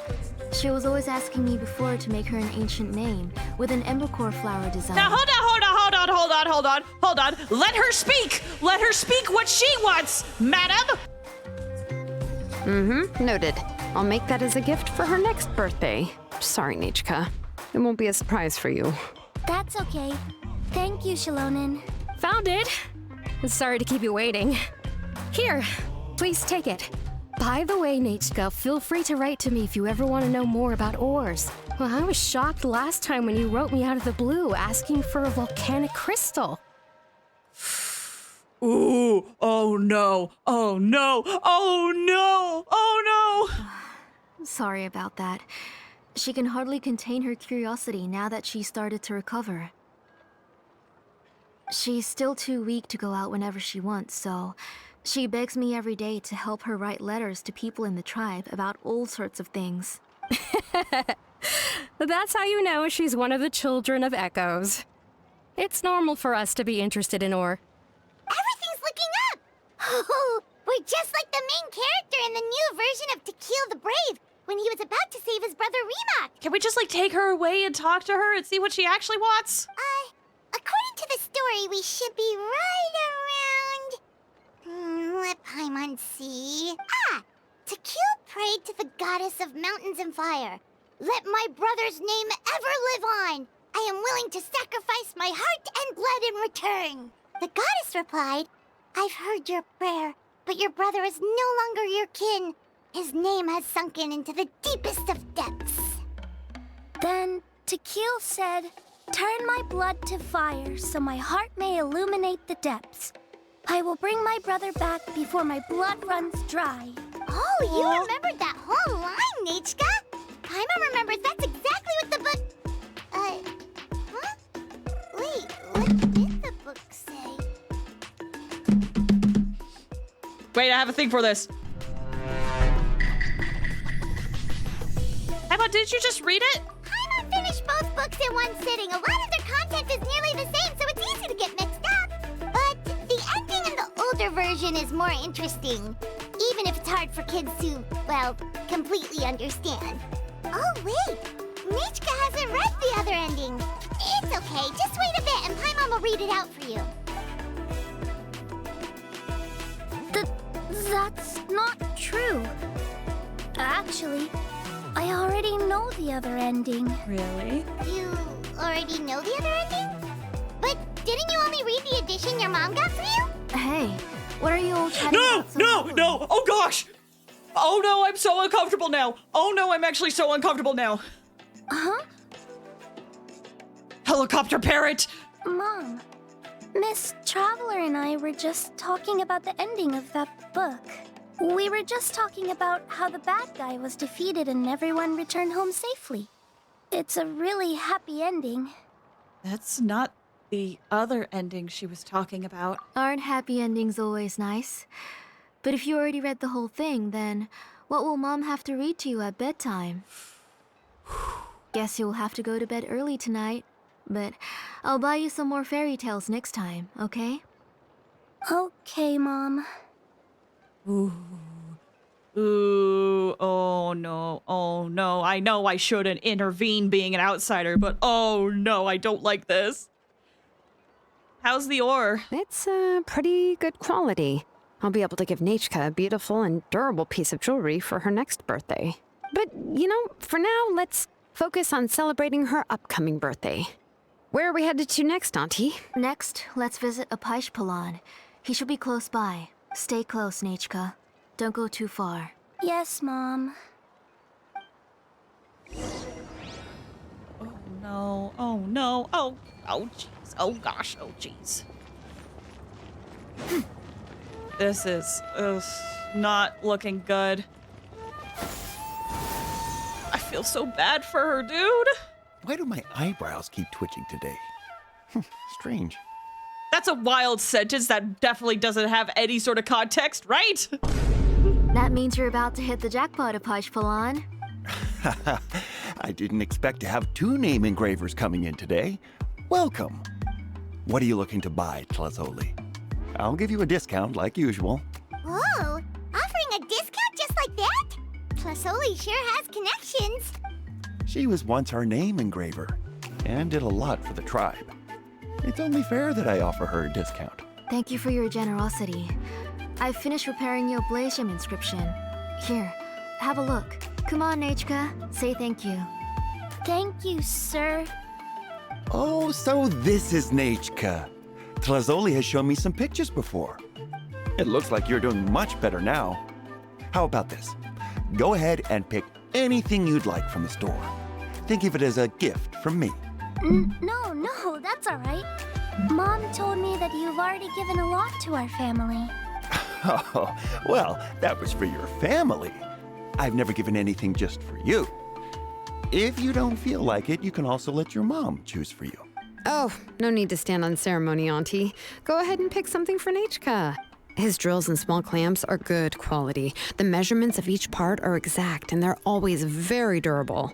I always come here to buy things if I find myself in a pinch. Oh, do you have any child-friendly safety scissors? I remember seeing a few different styles. I have a few in stock, but I put them in the back. Let me bring some out for you to pick. And take the mom away for a bit so that we can actually have a conversation with the kid. Oh, no need to bring them all the way here. Why don't we just go in the back and choose there? It should only take a moment. I don't know much about that kind of scissors. Why don't you just go yourself and...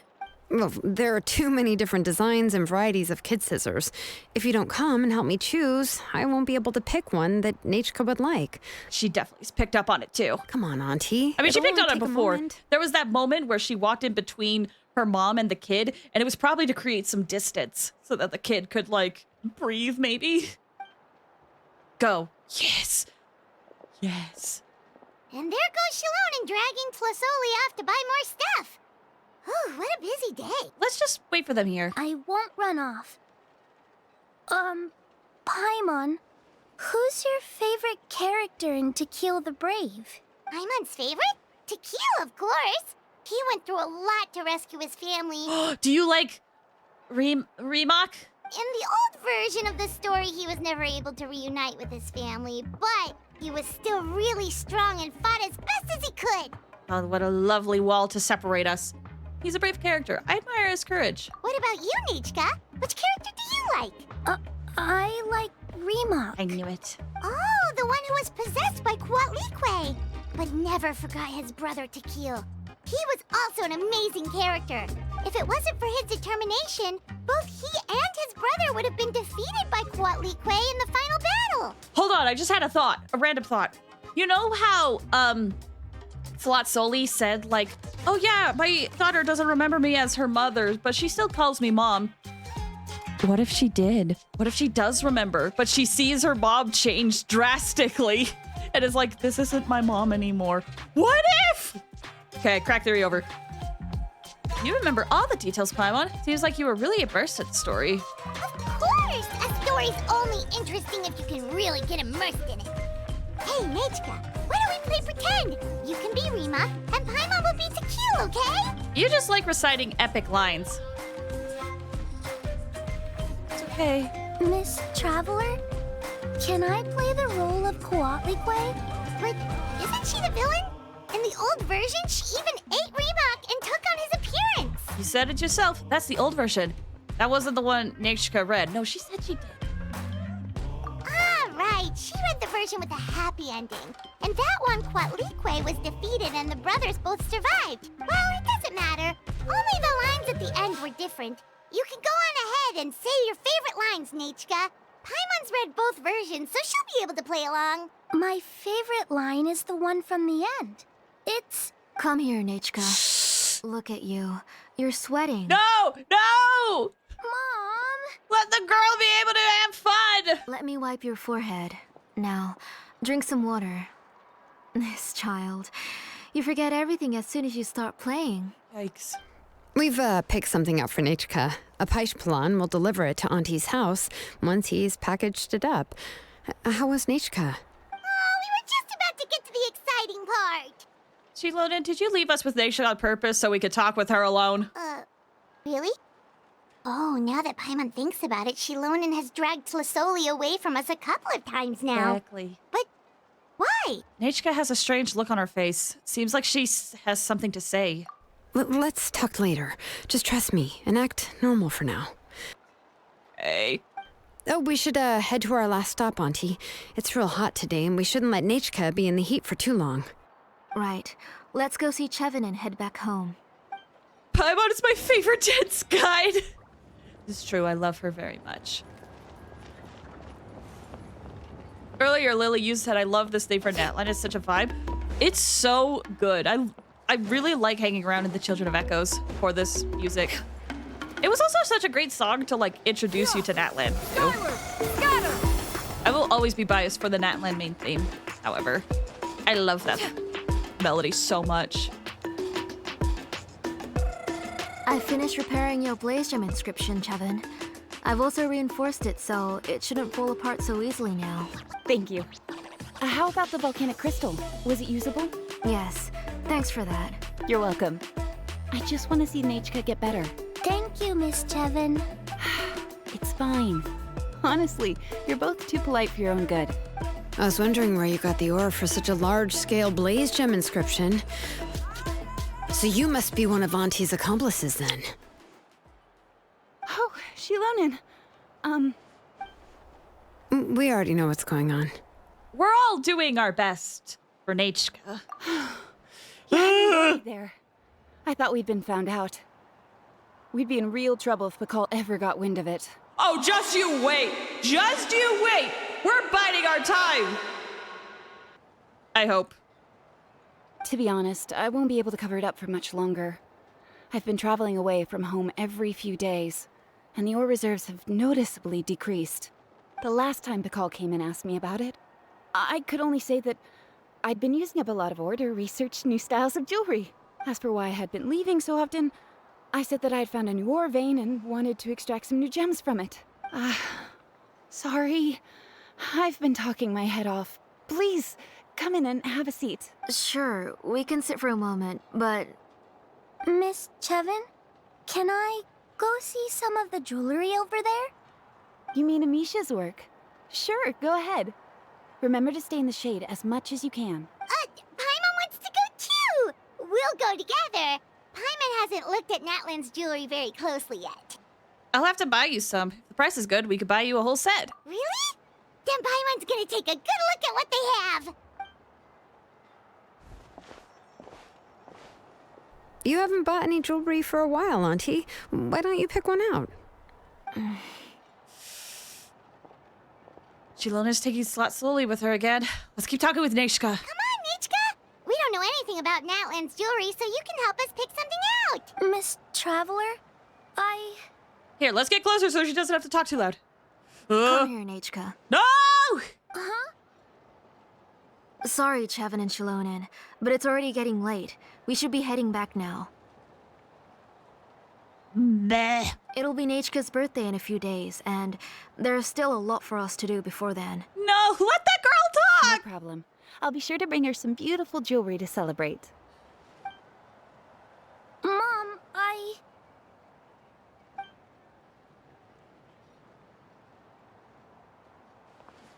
You're getting hot again.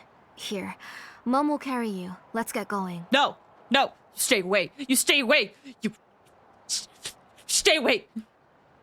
I can't think of words. You forget to take care of yourself once you start playing. Let's go back and we'll have a talk. A talk? What do you mean? You're not even getting her to talk! Nechka, I never taught you to lie.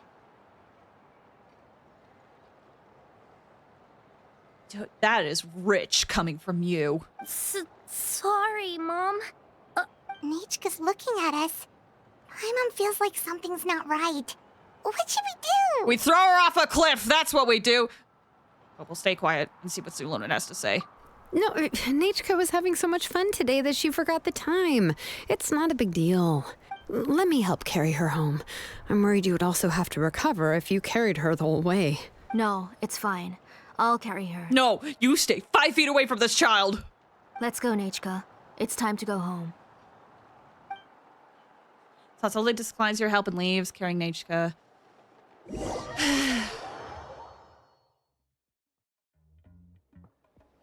Why I yada. Get here and smash down that door. She's weak, we can trip her.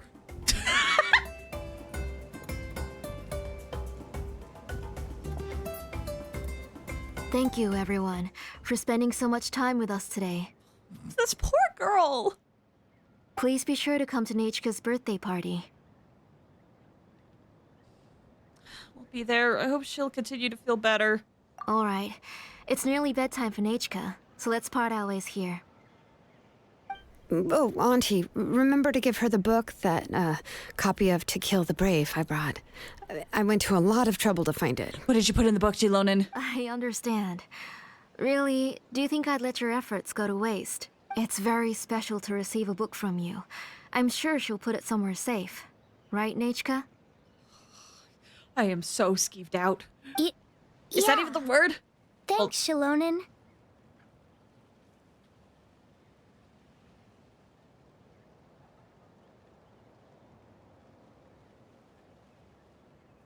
Yeah, that's the word. Oh, put it somewhere? Isn't she going to read it? That's what I was wondering. Well, I've read the story to her many times already.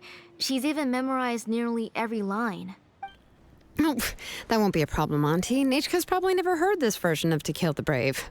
Oh, what's different about this version?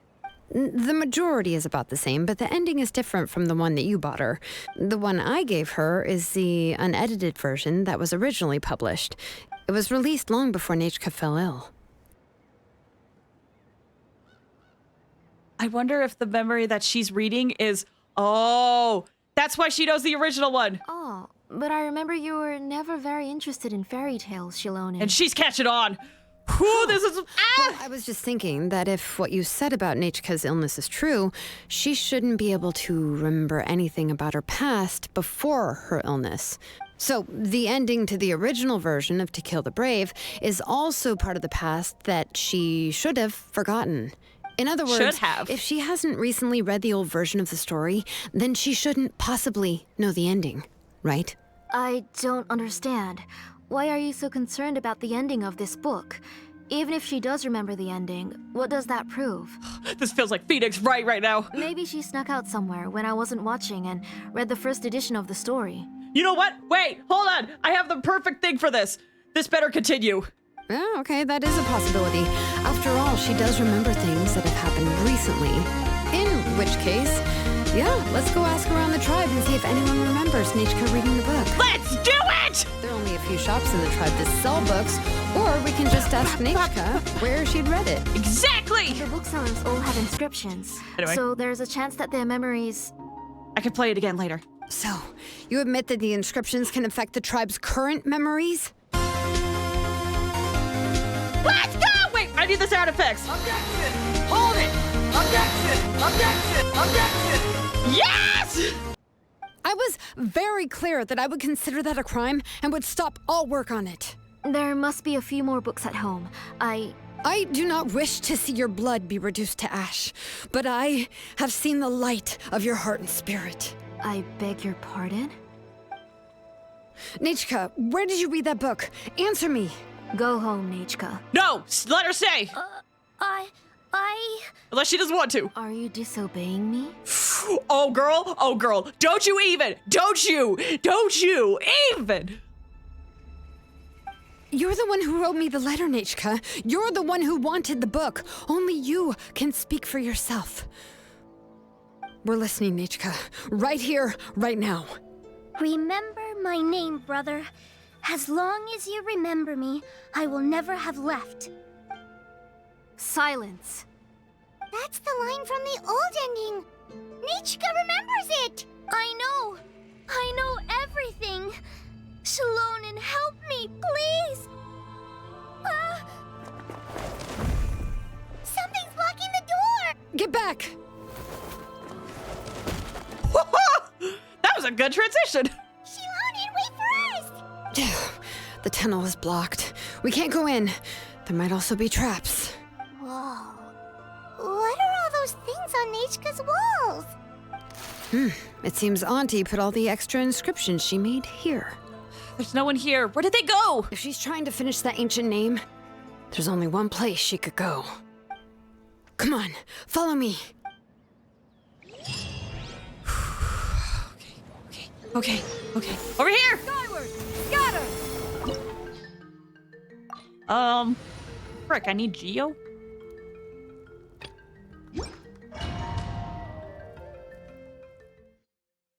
I will break every limb in this woman's body.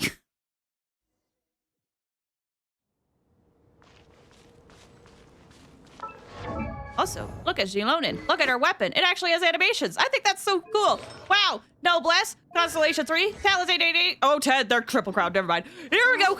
Is this place? Auntie's workshop. It was supposedly closed after she stepped down from her position in the tribe. But it appears that we've all been deceived. Oh, I have so much rage. If you're up to shady business, you have to hire shady people to help you. Let's go, don't hesitate. I have so much rage. Forget it. I honestly hate her more than Vache. So valid. Like with what? Well, I guess I shouldn't say that. Vache, it feels like it was like mostly women and not kids, but like this is your supposed daughter. I don't even know if I believe that anymore. All right. This is a child.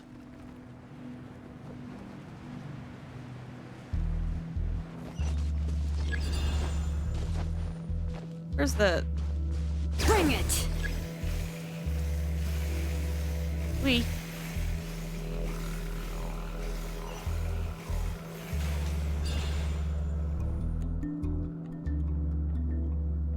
How do I... Okay. Forgot how to get out.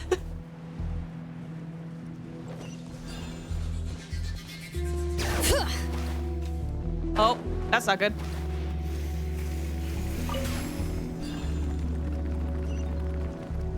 Good Angel, welcome back.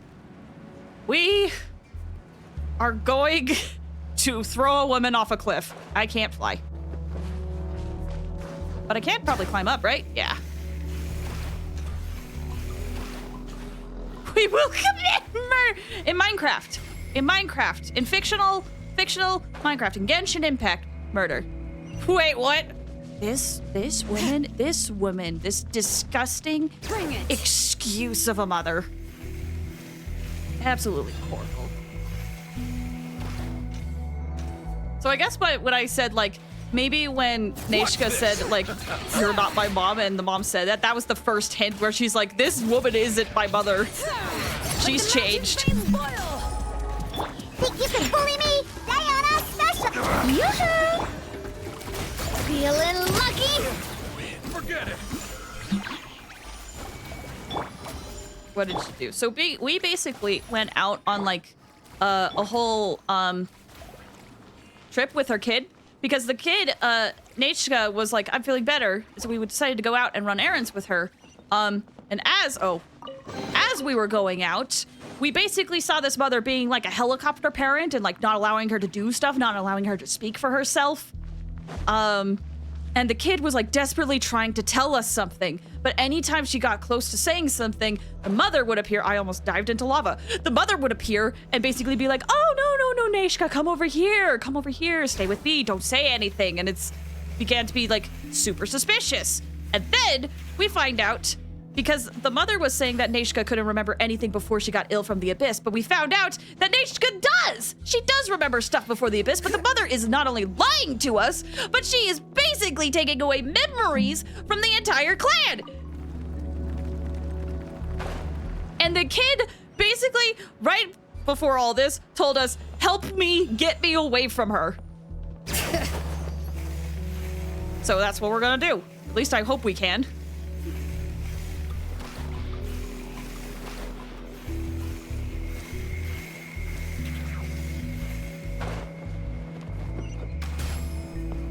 I might have missed a chest or two. Genshin makes it obvious the character's evil. I could tell in the first interaction. I mean, I thought there was something suspicious, but I wanted to give her the benefit of the doubt. I always want to give characters the benefit of the doubt. That's all their games. Yep. Oh, sorry, Xilonen.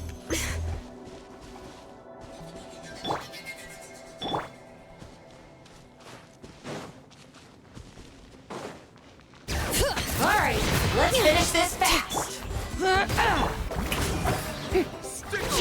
Oil loves secretly evil women. True. Can't handle your drink. Huh. Coming at ya. Forget it. All right. Letting Crave names echo. Coming to be. This one's got your name on it. Wow, that guy lived. Closed here too. Where should we go now? The transport system seems to still be functioning. Let's go look for the controls and get this cart running again. Maybe it can take us further inside.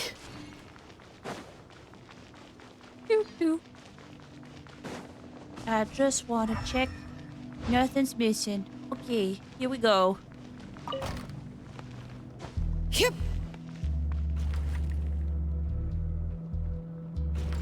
All right, let's keep going.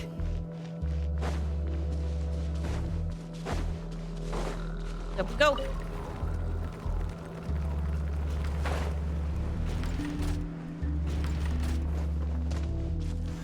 Thinking about it as we're progressing, I know we still don't have the full story, but like...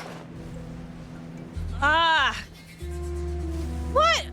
Why? Why? That's the biggest question that's running through my mind right now is why? It's so selfish.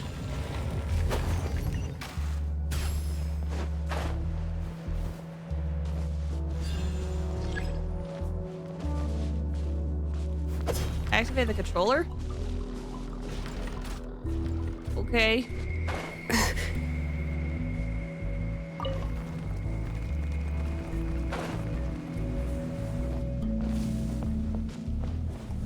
I thought I did.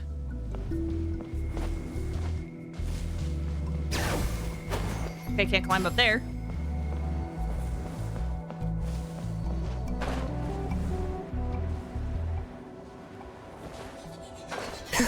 Dang it. Well.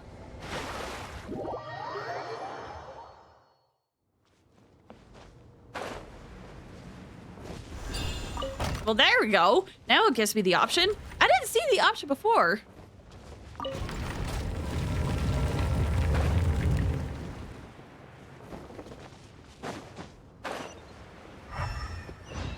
This operation is also much bigger than I thought it would be.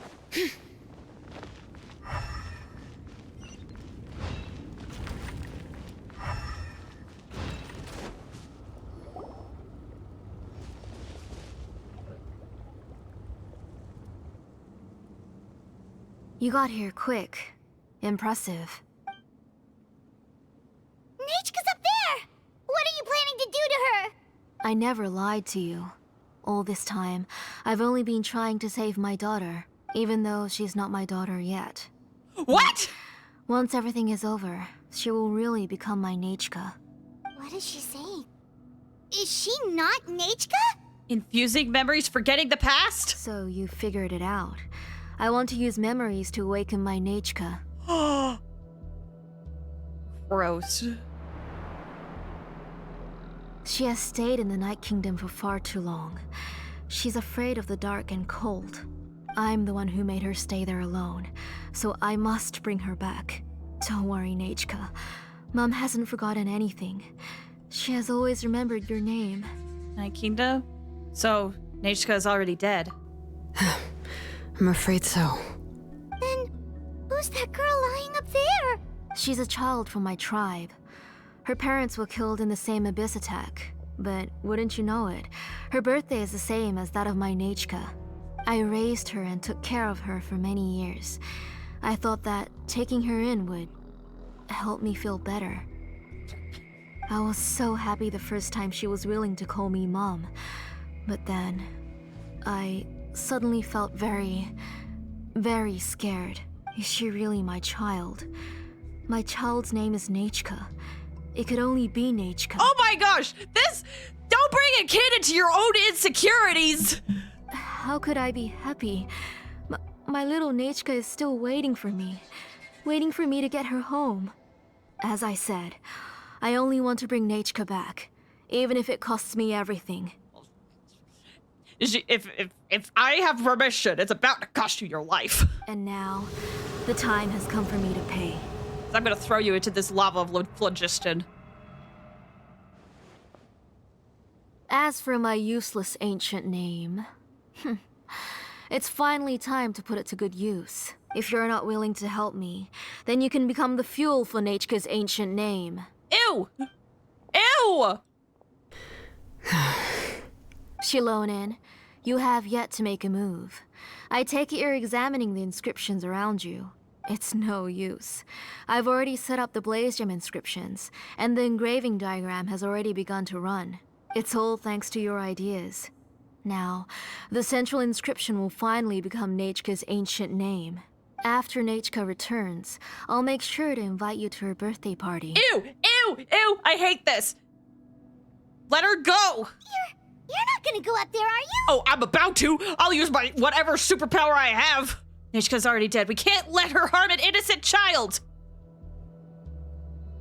There's a flaw in this engraving diagram. The weak point is almost about to activate. So on my mark. Don't worry, Nechka. Don't worry. Mom is here. 3. Mom will always be with you. I'll never forget you. Don't take the agency away from a kid. 2. Wake up, Nechka. Now. Please, wake up. 1! It's alright. It's alright. You'll see Mommy soon. Nechka.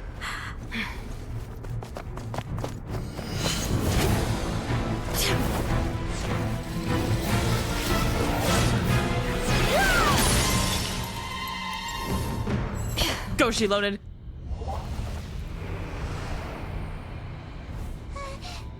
Keep back. Those are distorted thoughts. And the mists are the thoughts' twisted cries. If you become tainted by them, they will control you, and you'll never be free again. Where are you?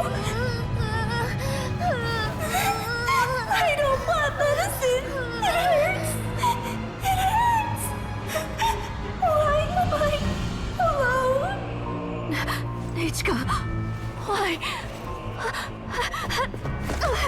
No more medicine? Will you stay with me forever? Please never leave me again.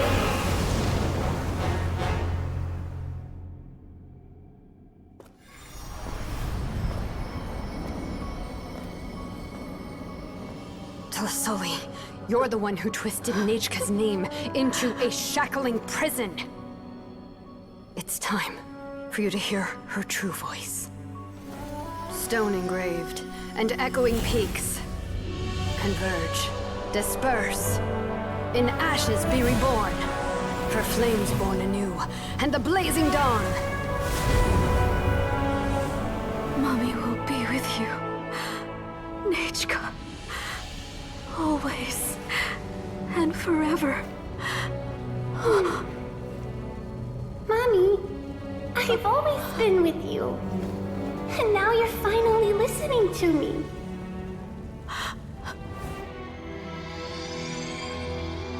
The old births the new, as flowers shield the roots, so life ever cycles until we return to the loam. We've known each other a while, but we've never met. You're Nechka? Yes, but I still don't know your name. My name's Nepeka. Oh. It really suits you.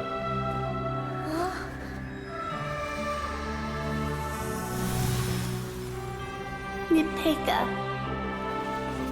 I bless you from the past and wish that every day of your future will be filled with peace and happiness.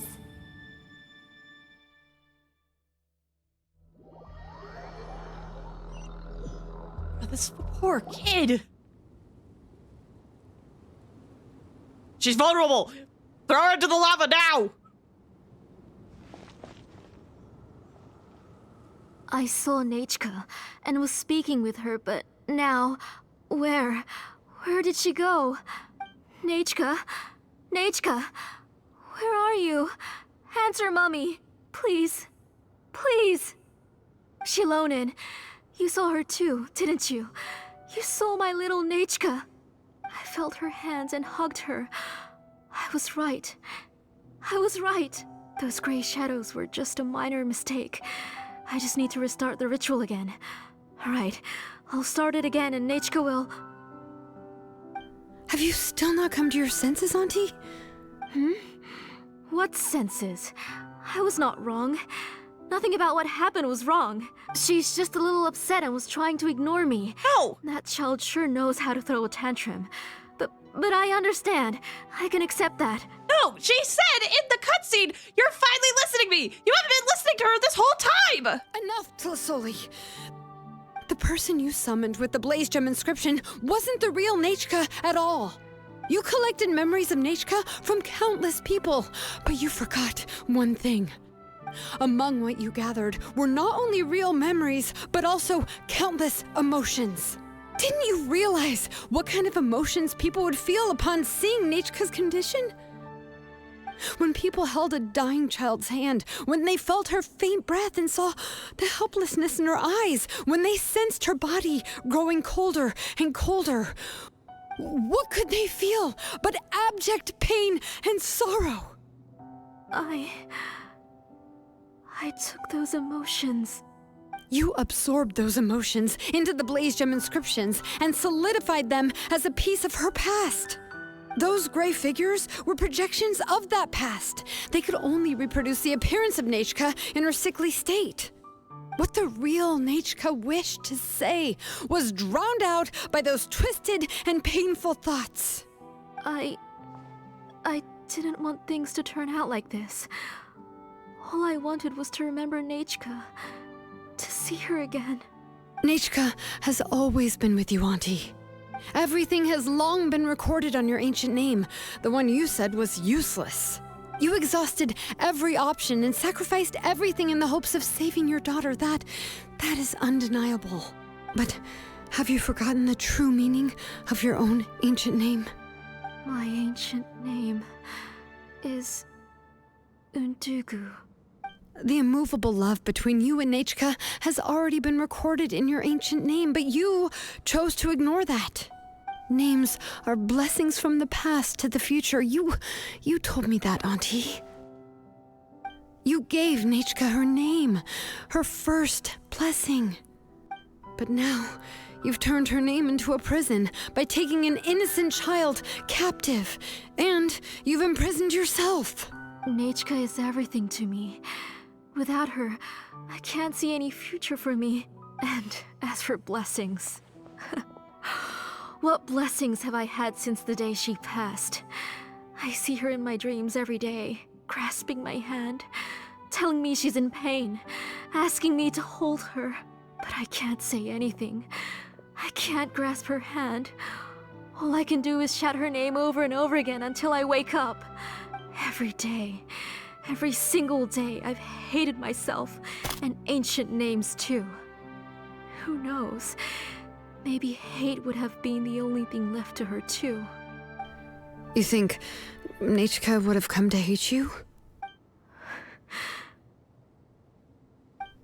Auntie, do you still remember the last words Nechka ever said to you? Do you remember what her final words really were?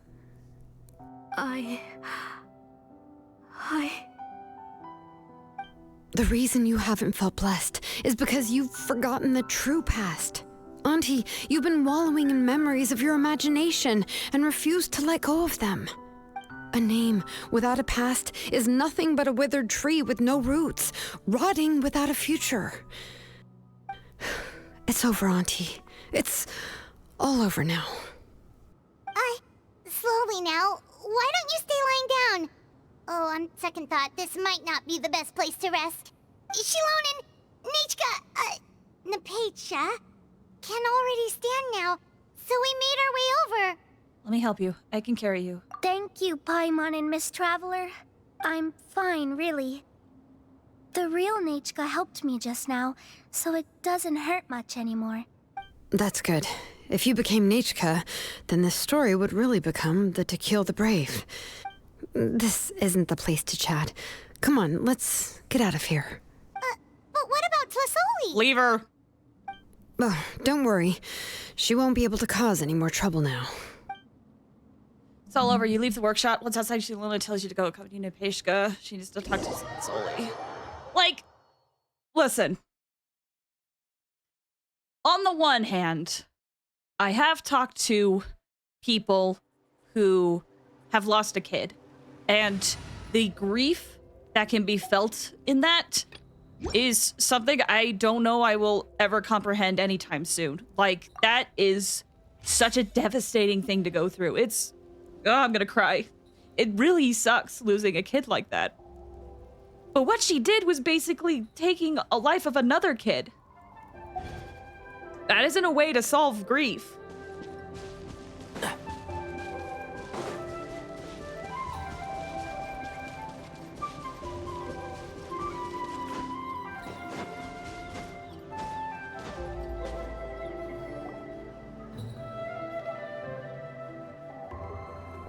All right, I've locked Auntie in the house with a few ropes. Good. I'll take her to the tribe shortly to be punished for what she did. As for now, we can get away from the house and get some sun. After dealing with all of that, I'm completely out of energy. She's already planned out everything. Xilonen sure doesn't waste time. It's still so scary to imagine. Tlasoli wanted to turn her adopted child into Nechka, and she even nearly succeeded. Me next? Wait, to be being tied by rope? Oh, I needed that. Ah.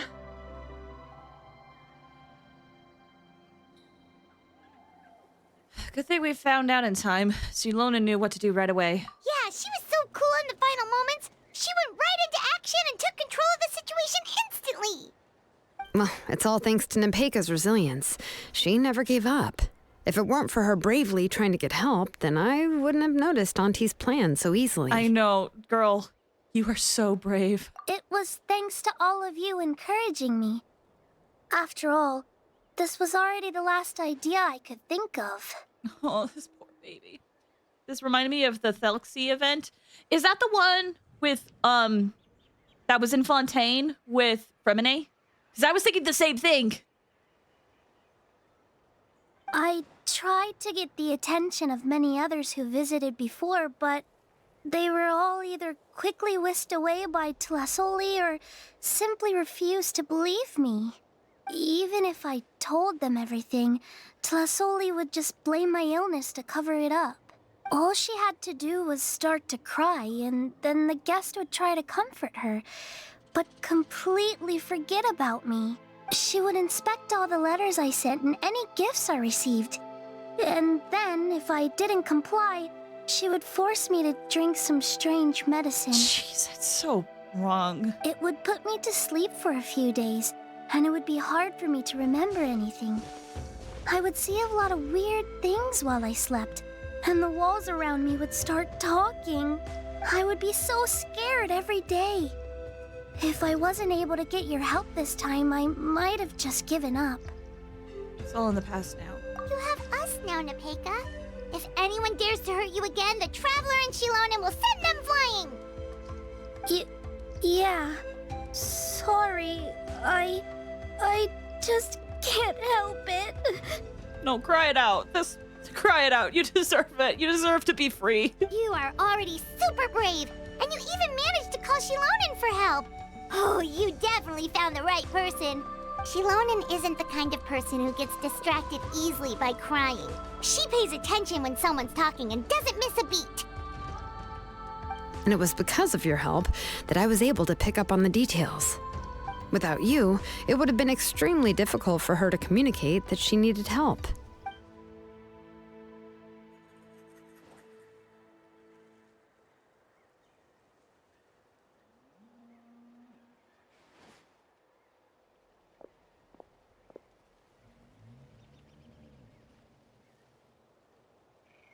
Tlasoli would certainly be more on guard if I tried to speak with her, and would probably have just kept Nepeka locked up in a room again. So we had a part to play too! But where did Tlasoli even get the confidence to try this scheme? When Nechka was alive, surely many tribe members would have tried to help her. Was she not scared that someone would realize that Nepeka wasn't Nechka? She must have been using the Blaze Gem inscriptions for a very long time. That's certainly a possibility. The inscription she created would not only collect information related to Nechka's past, but also actively erase people's memories of Nechka. So they forgot what she would look like. It's similar to graffiti. If you want to paint something new on a wall that has been painted before, then first you must remove the old painting. It's possible that I was also one of her targets, which would explain why she was so willing to let me have the central inscription. Whoa. And you still took it? If it were Paimon, she would have thrown that thing away the first chance she had! Well, you can uncover the truth without taking some risks, right? If I hadn't disassembled the inscription myself, I would have never realized her actual motives. So you suspected her from the very beginning? Oh, no, she's my auntie after all. How could I have seen her as a villain from the start? The most I did was keep the possibility and a corresponding plan in mind, and it was just our luck that the worst case scenario actually happened. But now that I look back on it, we still managed to rescue a suffering child, even if that wasn't our original intention. Anyway, I think we've just about summarized everything and praised each other enough by now. Everything is finally over, and Nepeka can finally be herself. So, what should I do now, Xilonen? You should do whatever you like, of course. No one's going to lock you up anymore. But I don't know what I can do. You take it a day at a time. Everything I know is about Nechka. What she'd like to eat, which flowers she enjoyed, how she acted and spoke. I'm not her, but I can only be like her. I don't know, Xilonen. I just don't know. Oh, don't worry, Nepeka. The Blaze Gem inscription isn't working anymore. No one will force you to be somebody else again. But I no longer remember anything about myself now besides my name. What if I never remember my life and lose all of my past? I'm scared, Xilonen. What should I do? Oh, don't cry, Nepeka. Or let her cry, you know, like she went through a lot. She deserves to cry.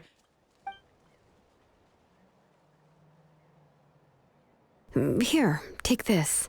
I took some ore from Tlasolli's collection and made this as a mold. A blaze gem inscription! You can make them too? Oh, of course not. It's just a pretty piece of stone. Take it.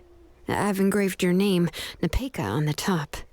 This is your first blessing, the one you received from a pair of people who loved you with all their hearts. It has always protected you and stood over you. For all of past, present, and future, it's never strayed far. But I don't even remember the names of my parents. I don't remember anything. This poor kid.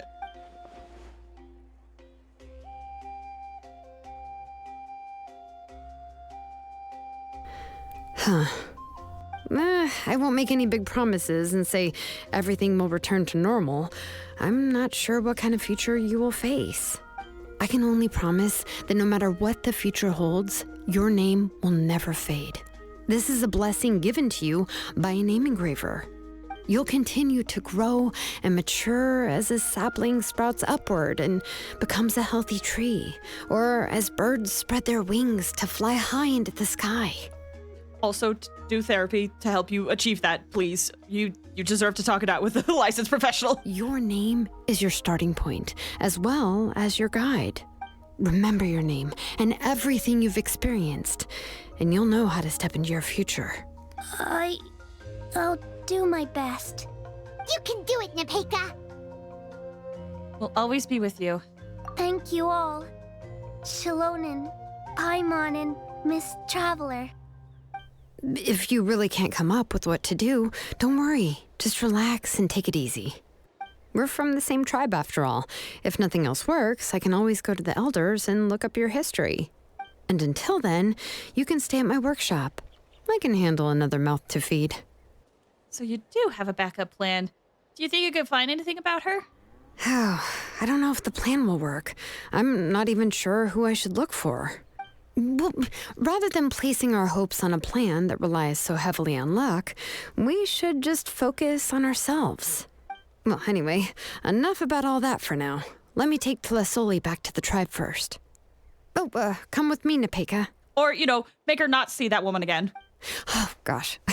I nearly forgot that we haven't even had dinner yet. What would you like to eat? Huh? Oh, anything. I'm not picky. Oh, good. Let's go. We have a lot of work to do. We have a very busy future ahead of us. Aww. Oh, and one more thing. Happy birthday, Nepeka.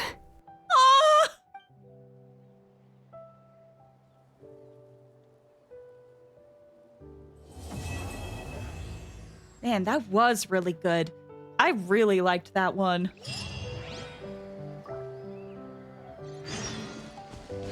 Oh, there's another quest to visit the next day? Really? I guess so. Earlier, Harunoka, you said gaslighting a child you adopted into being your dead daughter and then using inscriptions on the wall to erase Nepeka's identity. Absolutely disgusting. It really is. It really is. Like I said, losing a child, that grief is awful. It's absolutely horrible. But basically taking the agency away from another kid, forcing them to be someone that they aren't, and also hiding them away, drugging them. Awful. She deserves whatever punishment comes to her. Neon, you said this whole quest feels like a plot in a horror movie. I would be surprised a movie like this exists. I could see it. Keep up. It'd be fun. You also said she's an adoptive mother. I hope she's the best adoptive mother. I love Xilonen. This quest alone made me like Xilonen so much more than everything we had seen up to this point. And I'm being dead serious. Great way to show Xilonen's character, I think. Even Dotori wouldn't. Actually, no, he would. No, he would. He definitely would. Egg, you mentioned memory loss sucks. I can't remember much, and that's scary. I know. My memory is also not ideal. It's kind of crummy, to be honest. And I was talking to a friend, and they were saying, like, they think I should, like, surround myself with people I can trust, because imagine being around someone where they just lie to you about what you've said. Like, oh, no, you totally said that you owed me, like, 50 bucks. Don't you remember that one time? I'm like, no, I don't. But, you know, if you say so, I guess I owe you 50 bucks. Like, that's, scary. Oh, you're here. Everything's been taken care of now. I was just about to go have a rest. What about Latsoli? Will she be punished? This is Genshin. I don't know. Well, the tribe is still discussing that. I mean, not many have ever used ancient names to commit a crime. Pakal will have a lot on his plate. What I do know is that Tlisoli's workshop will be closed permanently, and any remaining incomplete Blaze Gem inscriptions will be completely destroyed. And as for the completed Blaze Gem inscriptions, I'll be handling them, which, whew, yeah, yet another hassle to deal with.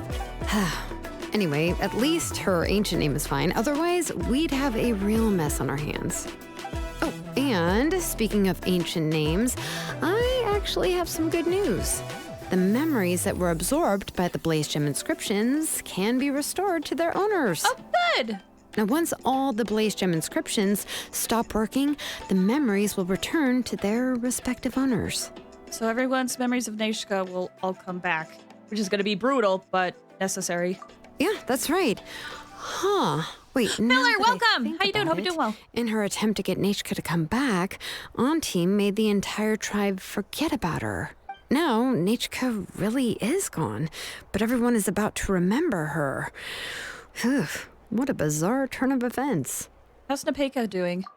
She's resting in my workshop. I contacted others from the tribe and told them about my plan to conduct an official investigation into her history. The tribe hasn't responded yet, so I'm planning to take her in for now and teach her some crafting skills. But that's for another time. For now, she should just rest and sleep. Yes. After all, she's got a busy future ahead of her. Oh, so we get like a little update. That's good. What a good quest. Really good. I think someone earlier said that this was their favorite of the tribal quests. I could see why. Like, that might be that might be my favorite as well. I like what they did with it. Like, I really liked Muolani's, and Kenichi's was okay for me, but I really like what they did with this one. You got me hooked on Good Kid? Excellent. They're good. Xilonen and Best Mom, they really are.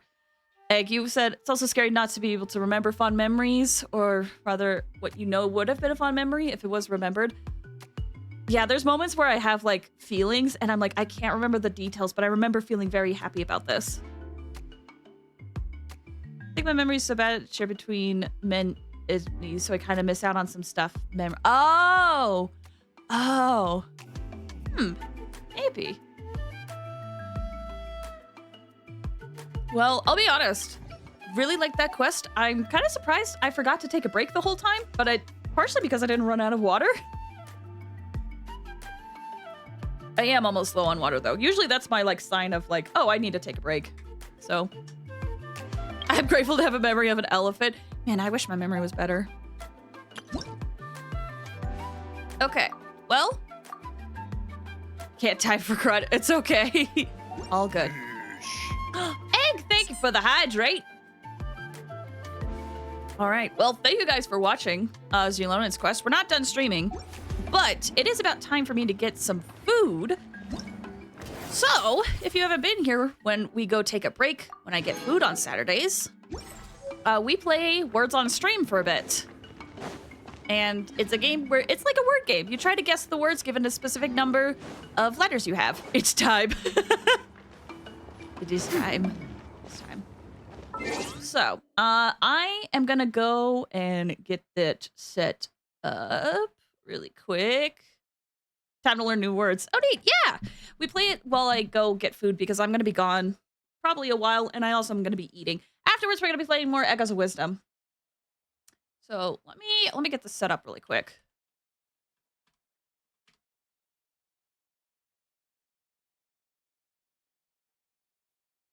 One second. Okay, is this set up? Let's find out.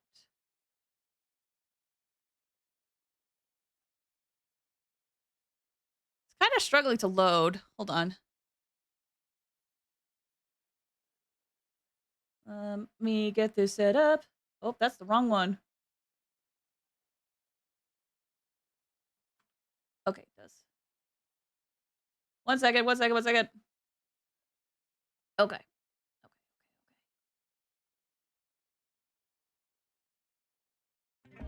Hopefully this won't be too loud. Okay. So basically, this is words on string. They'll have some letters that will appear. Where's Mock when you need him? I know, I've been wondering where Mock and Quentin are. But you know, life is life, and they have their own life to take care of. They don't have to be here, but out there doing okay. Someone will be Jisoo. So, you'll have words up here, and then you can guess a word. But there's a padlock system where you can't just spam words. Basically, when a padlock is unlocked, you have a chance to guess a word, but the padlocks don't stack. So it's ideal to get a word once the padlock is unlocked. And then you can use that time to think. And then it's just kind of like a game where you play amongst yourselves. Whoever gets the most words will like get a lot of points, but if you don't get a lot of points and a lot of words, then you guys won't be able to advance to the next level. Let me quit Genshin real quick and play some music. This is the one-winged H. That's hilarious. I hope that description made sense. So, I think I'm gonna play a different one. Great. So, let's get started and we'll walk through it in first. So we have SOTOL, and you have to guess some words. And eventually there'll be, I think there'll be fake words as well. Like, geez, you got slut! I hope that makes sense.